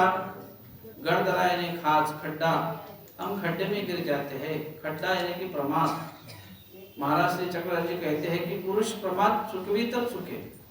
जो प्रमाद रूपी जो दोष है, जो दोष प्रमाद रूप होने के कारण, इन कारणे हमें प्रति सृष्टि, हमें हर सृष्टि में ईश्वर हमें ज्ञान देते हैं, और हर सृष्टि में हम उस ज्ञान का दुरुपयोग करते हैं। ईश्वर ज्ञान देकर भी हम उस ईश्वर के प्राप्ति तक नहीं पहुंच सकते, इसलिए प्रमाद रूप हमें दोष कार्य रूप है। तो सामग्री हा गढ़दरा यानी कि उसमें खड्डा का है। महाराज श्री चक्रधर जी कहते हैं कि सामग्री के रूप से जिन गढ़दरा यानी कि अपने पास जो स्मरण है, चर्या है, जो भाव रहता है, जो भक्ति होती है, जो भजन पूजन की कार्य रूपता होती है, इन सामग्री के कारण वो नष्ट होती है। क्योंकि जब अपने पास कोई सामग्री होती है तो ये जीवात्मा जो है ऐसा है, एक देशी है। वो सामग्री के कारण उसमें उसका बढ़ाव होता है, उसमें उसकी कार्य व्याप्तता होती है, उसमें अपनी लगन लगा लेता है। एखादा बार एखादी कोई सामग्री उसके पास हो, वो सामग्री के उसके वो अधीन हो जाता है। इसीलिए सामग्री का भी त्याग करने की अपने जीवन में उतनी तैयारी अपने पास होनी चाहिए। सामग्री तो रहती है लेकिन त्याग भी करना जरूरी होता है, नहीं तो वो सामग्री अपने पास है। और ईश्वर सामग्री, ईश्वर का ये शास्त्र भी है, लेकिन वो सामग्री का आच्छादन करना चाहिए। जैसे कि माइन भट्ट जी थे, उनके पास भी सब सामग्री थी, लेकिन उन्होंने वो सामग्री को ऐसा ही रख दिया और इधर वो सामग्री ईश्वर मार्ग के उपयोग में कार्य की है। कोई बोलते महाराज ने बोला है कि व्यवहारिक बुद्धि धर्मी उपयोग जाए। व्यवहारिक बुद्धि होती है, व्यवहारिक कर्म हम करते हैं, लेकिन व्यवहारिकता से धर्म सिद्धि होता नहीं। लेकिन धर्म रूपी व्यवहार ये बहुत जरूरी होता है। व्यवहार होता है, व्यवहार तो सबके ऊपर होना चाहिए। कर्मराटि में भी व्यवहार है और दैवराटि में भी व्यवहार है। लेकिन कर्मराटि का जो व्यवहार होता है वो कैसा है, सत्यानृत्य व्यवहार। कर्मराटि का जो व्यवहार बोला है उसमें क्या है, सत्य होता है और असत्य भी होता है, और दैवराट्य में ऐसा सत्य असत्य व्यवहार होता नहीं। असत्य कभी हो तो वो दोषरूप है, इसलिए सत्यता का व्यवहार है, धर्मरूपता का व्यवहार है। इसलिए हमें पूर्वजों ने भी कहा है कि धर्म समझकर कहीं अपन किसी की एकाधी बात हमारे जीवन में प्राप्त करते हैं तो धर्मरूपी व्यवहार बोला जाता है। धर्म और व्यवहार वो दोनों भी साथ साथ रहते हैं। इसलिए जिसके जैसे कि समानता दिखती है ग्रस्त रूप कार्य में भी और दैवराट्य के कार्य में भी, कोई हमें प्रश्न पूछता है तो ये भी सरकार समानता का कार्य दिखता है, इधर भी समानता का कार्य दिखता है। ये कैसा है? दिखने में समानता ही होती है लेकिन उसमें व्याप्तता होती नहीं। अलग अलग उसका जो कार्य है अलग अलग होता है, उसका फल भी अलग अलग होता है। इसलिए धर्मरूपी व्यवहार जो है वो बहुत महत्वपूर्ण है, और सामग्री रूप कार्य जो है वो सामग्री का उपयोग ईश्वर मार्ग के लिए अन्य सामग्री उपयोग में आती नहीं। जब कोई धर्म के ऊपर उसका अपने को कार्य करने का प्रयोग आता है, समय आता है, तब उस सामग्री का उपयोग हमारे पूर्वजों ने किया है और वो सामग्री के माध्यम से हमारे परमार्ग की रक्षा की है। ऐसे ही उस रक्षा करने के कारण जो कोई बंदा सामने आता है तो निश्चित रूप से उससे प्रेमदायक विधि प्राप्त होता है। वो भी हमारे 14 जो प्रेमा उपाय है उसमें वो एक उपाय बतला है। ऐसे ही पोरा जीवा कवनी सामग्री न भावी, पोरा जीवा सामग्री म्हणजे हा गडदरागा। अभी कल का प्रवचन अपना हुआ, लेकिन कोई बोले मुझे कि आप निरूपण करते हैं तो किसी को कुछ पूछना हो तो 10 मिनट 15 मिनट उनके लिए दे दो, कोई प्रश्न हो तो किसी को पूछना है। आपने बोला नहीं, हाँ, कोई जिज्ञासा कल आए तो जब मेरे पास उधर पूछने के लिए, तो इस अभी निरूपण में किसी की कोई जिज्ञासा हो तो पूछो। बोलो। 4 महीने का तो कभी पूछे नहीं है। जो आपने बताया है कि स्वतंत्र जीव होगा तभी वो ईश्वर कार्य में जा पाएगा। तो जैसे ही वो जीव अपने धर्म की तरफ बढ़ना शुरू होता है, पहले उसको कई बंधन आने शुरू रहते हैं, जैसे प्रसाद नहीं खाना, देवी देवता को नहीं मानना, ये नहीं मानना। तो वो अपनी ही सोसाइटी से बाइकआउट होना शुरू हो जाता है, या लोग उसको इग्नोर करते हैं या फिर वो उसे अच्छा नहीं लगता। तो स्वतंत्रता के साथ साथ बंधन जो है वो कैसे न बने उसको? नहीं, जो देवी देवता को मानना नहीं, ऐसा तो अपन कभी शास्त्र में ऐसा महाराज ने भी कभी बोला नहीं। देवी देवता तो उसकी जो आस्था है, वो जो प्रेम है, उसका जो सम्मान है, तो महाराज ने भी वैसे ही किया है। जहाँ जहाँ महाराज हमारे जिन मंदिरों में रुके हैं वहाँ भी स्वामी श्री चक्र जी उस सम्मान पूर्वक है उस मंदिर में वहाँ जाते थे। भक्त जनता को भी वैसे ही बोलते थे कि जहाँ जहाँ देवता लोग होती है उनकी हम आस्था ही रखते हैं कि उनको अविद्रूप आचरण से अपने उनको कोई तकलीफ न पहुँचाए। इसलिए देवताओं का जो कार्य है वो शक्ति रूप कार्य है, सामर्थ्य रूप कार्य है। उस सामर्थ्य का भी सम्मान हमें करना चाहिए। स्वामी जी बोलते हैं की तयाचा ठाई सामर्थ्य आती तिये तरी एधुनीची सिद्धि नहीं देती किंगा। उनके पास भी वो सामर्थ्य रूप कार्य का व्यापार, उनका ही कार्य करने का व्यापार महाराज ने उनके ऊपर सौंपा है। तो वो भी हम स्वामी श्री चक्र जी है इनके परमेश्वर अवतार सिद्धि देते हैं। इसलिए जो अपन ईश्वर मार्ग की जो साधना होती है वो साधना जो है वो देवता साधना से अलग साधना है। वो त्रिगुण साधना है, हमारी त्रिगुण साधना है। त्रिगुणता का जो फल होता है वो त्रिगुण साधना के माध्यम से उसका फल मिलेगा, और हमारे ईश्वर धर्म की जो साधना है वो निर्गुण साधना है, उसका फल निर्गुण साधना से ही मिलेगा।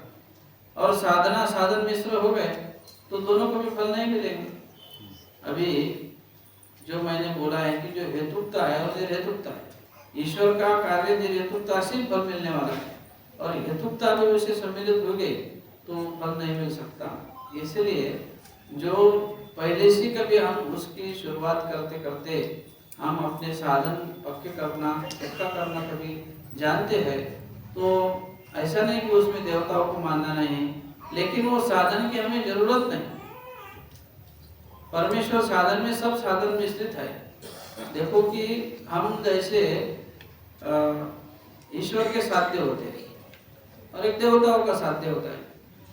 तो सभी तो पहले ईश्वर साध्य को पहुंचते नहीं, सभी को ईश्वर साध्य मिलता है क्या? नहीं मिलता। लेकिन कुछ भक्त लोग आचरण करते हैं लेकिन अपने को ईश्वर का साध्य नहीं होता है, तो फिर ईश्वर क्या करते? देवताओं को फल देते कि नहीं? जो लोग देवता साधन का आचरण करते, बहिर्या जैसे कि ये कलयुग है, तीर्थ अक्षर दान, अंतराल देवता, अष्टदेवनी, कर्म, इनका फल मिलता है। वैसे ही हमारे जो कोई आचरण करने वाले रहते हैं, गृहस्थ धर्मी में हो, किसी को कलह उत्पन्न होती है, तो उसका फल क्या देते हैं ईश्वर? उसको देवता फल, हेतु क्रिया के फल होते हैं ना, देवताओं के फल में उसको देवताओं के साध्य होते हैं, जो साधन आचरण करके उस साध्य में जाते हैं। लेकिन अपने को साधारण आचरण करने की जरूरत नहीं होती, तभी भी अपन को ईश्वर देवताओं का साध्य मिलता है। किस वजह मिलता है? कि ईश्वर के साधन में ही वो साधन है। क्या है? ईश्वर का जो साधन है, सकल सामग्री ईश्वर के सामग्री में आती है, सकल ही साधन ये साधन में आते हैं, सकल शक्ति का कार्य इस साधन में है। इसलिए महाराज श्री चक्रधर जी का जो उनके साधन रूप आचरण है, इसके कारण परमेश्वर को दया उत्पन्न होती है, माया उत्पन्न होती है। दया गुण ईश्वर का है और दया सकल बड़े साधने देने। दया गुण का जो कार्य है कि सकल फल जो देवताओं के है, सकल जो साधन है वो भी ईश्वर देते हैं। अपने खुद ईश्वर विद्यादान तो करते हैं, खुद ईश्वर विद्या का फल देते हैं। तो ये जो साधन रूपता है, ईश्वर साधन में ही उसका साधन आता है, इसलिए उस दूसरे साधन की आचरण करने की हमें जरूरत नहीं। अब जब हम उसका आचरण करें तो फिर ये साधन भी पूरा होता नहीं और वो साधन भी पूरा होता नहीं। इसलिए साधन समझना जरूरी है, इसलिए वो साधन हम आचरण करते नहीं। हमारे जो बच्चे हैं उनको भी बोलना जरूरी हमारा होता है कि वो देवता साधन है, उसका जो फल है, उसकी जो विधि विधान होते हैं वो सही तरीके से करे तभी उसका फल मिलता है।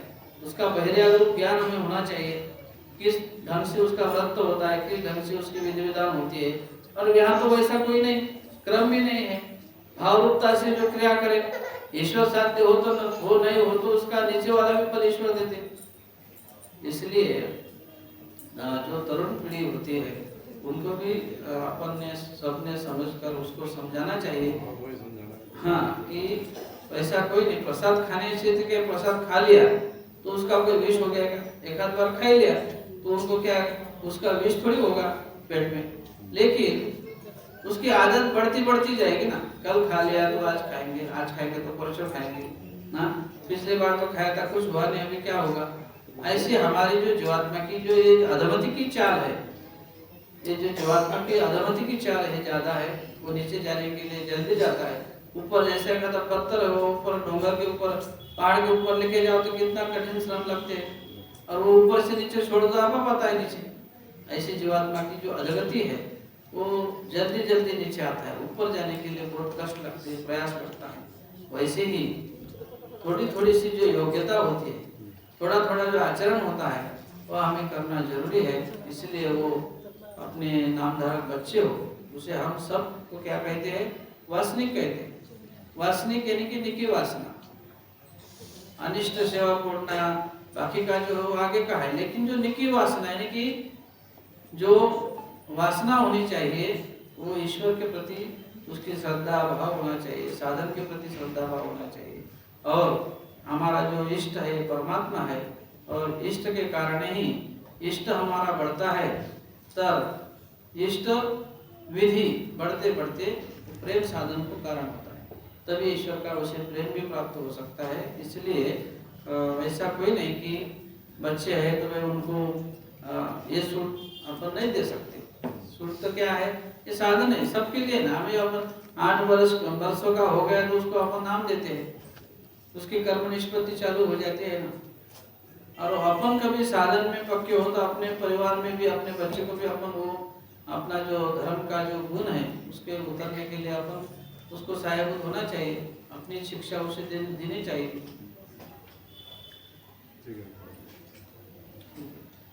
और कोई है पूछने वाले? तो ऐसे ही इस आचार मालिका के कारण बाबा जी, जैसे अभी आपने बात की है सामग्री की, तो ज्योतिष को जैसे बोला है, लेकिन आज हमारे धर्म में भी मैंने देखा है मंदिर मठ बनते हैं या कुछ घर बनते हैं किसी में, तो ज्योतिष का एक प्रकार है वास्तु। तो ये वास्तु जो है मैक्सिमम कुछ भी बनता है तो उसमें ये यूज़ हो रहा है, इसको भी जो है इसको कंटिन्यू करना चाहिए, इसको नहीं होगा? ऐसा है कि अभी हमारे पूर्वजों ने भी हमारे तो घर कोठी बनाई है ना, तब ये क्या है कि वो अपने अपनी भावनाएं होती है, अपनी अपनी समझ होती है। जब श्रद्धा से भाव से और ईश्वर के प्रति समर्पित होकर जो एक आधा हम कार्य करते हैं तो उसे कोई जरूरत नहीं पड़ती। जैसे कि हम ईश्वर में समर्पित है और जो है वो ईश्वर को कर रहा है तो ईश्वर कर लेंगे ना, कैसा करना है तो हम भगवान के पास बिड़ा रखते कि भगवान जो जो कुछ दोष है, जो जो कुछ उसमें कुछ अड़थड़े है, ये सब आप दूर करो। हम ऐसे भगवान को प्रार्थना करते हैं ना, प्रार्थना के रूप से हमें करना चाहिए। जैसे कि हम गृहस्थ धर्म में हमारे जो राशि है, ग्रह है, ये जो जो जो के भविष्य के जो कार्य है, गृहस्थ धर्म से हमें चलते हैं और उसका कनेक्शन है नहीं, ऐसा नहीं। लेकिन ईश्वर धर्म के जो भक्त लोग हैं, परमात्मा को जो समर्पित हुए हैं, जब अपन क्रिया करते, जब अपने घर शादी बनाते, कुछ कार्य करते, कुछ वास्तु कोठी बनाते, तो भगवान को बिड़ा रखते, प्रार्थना करते, महाराज इसमें जो कुछ है, जो दोष है आप दूर कर लो, जो कुछ अड़थड़े है, जो कोई हमारे जो कोई हमने जो कोई पूर्व दोष जोड़े हुए हैं उसमें के निकालने चाहिए। इसलिए हम साधु संतों को बुलाते, पारायण करते और जो कुछ करना है उसके जो भाव है, कभी ईश्वर धर्म को समर्पित होकर कभी करते हैं तो महाराज वो किसी भी तरीके से अपने को अड़थड़े अनाधिकार प्राप्त होते नहीं। लेकिन जब अपन देखने जाते हैं, जब अपन सोचते कि नहीं मूर्त होना चाहिए, ऐसा होना चाहिए, वैसा होना चाहिए, तो आप खुद उस तरीके से उसको अपनाते हैं ना। जब अपन उसकी तरफ देखते हैं, देवताओं की तरफ या इसके विधि विधानों की तरफ, तब वो उसके तुम्हारे तरफ ख्याल देती है, ध्यान देती है, फिर उसमें अड़थड़ा आप ही उसमें प्राप्त कर लेते हैं। ऐसा जब ईश्वर के समर्पितता से कार्य होता है तो तुम्हारे ऊपर ध्यान ही देते नहीं, वो बोलते हैं वो केस अलग तरीके से चल रही है और वो अपन ईश्वर को छोड़ के फिर इधर जा देते हैं कि मेरा ऐसा हो गया, यहाँ तो ऐसा हो गया, ऐसे मेरे ग्रह है, ऐसी मेरी राशि है, और फिर उसको ध्यान देना पड़ता है तुम्हारे ऊपर।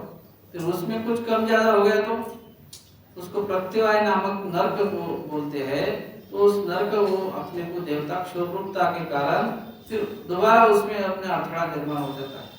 जब इधर उधर जाएंगे तुम ईश्वर को छोड़ के तो ईश्वर की केस वहां बंद हो जाती है, क्योंकि कार्य इधर चल रहा है नहीं, वो देवताओं की तरफ चल रहा है तुम्हारा कार्य। राशि ग्रह जो है तो वो तो सब देवताओं की साधना है ना, उस मुताबिक उसके तरफ से आप चल रहे हैं, तो फिर ईश्वर का उसमें कुछ कार्य नहीं होता, ईश्वर का साय भी प्रतिबंध होता है।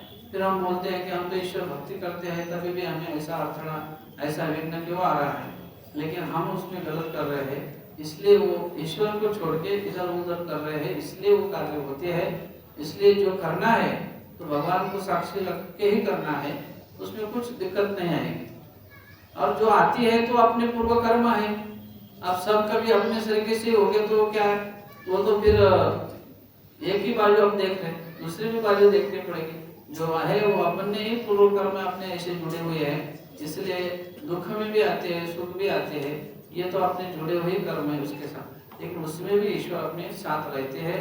इसलिए धर्म और ईश्वर का जो कार्य है वो हमेशा के लिए ईश्वर धर्म के प्रति ही अपना कार्य होना चाहिए, उसमें सामग्री का कार्य लाने की कोई जरूरत नहीं। और जब करना भी हो तो हमारे स्थान है, प्रसाद है, भिक्षुक है, महात्मा, इनके माध्यम से ईश्वर की प्रार्थना करो, चिंतन करो, स्थान के प्रति बिड़ा चढ़ाओ, स्थान के ऊपर उसका कुछ उपहार करो, उससे अपना निश्चित रूप से जो कोई अड़थड़ा है वो दूर हो सकता है।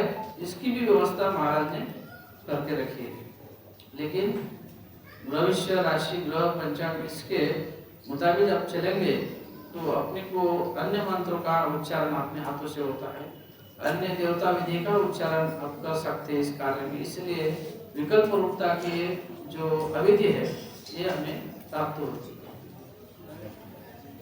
आपने बताया कि नैरोव्यास की जो बात बताई आपने, विद्यावान तो है ही नहीं कलयुग में। ऐसा थोड़ी है विद्यावंत कलयुग में कुविद्या स्मृति बोला नहीं महाराज ने, हाँ कुविद्या बोली है क्या नहीं कलयुग में, वो कुविद्या है ना फिर।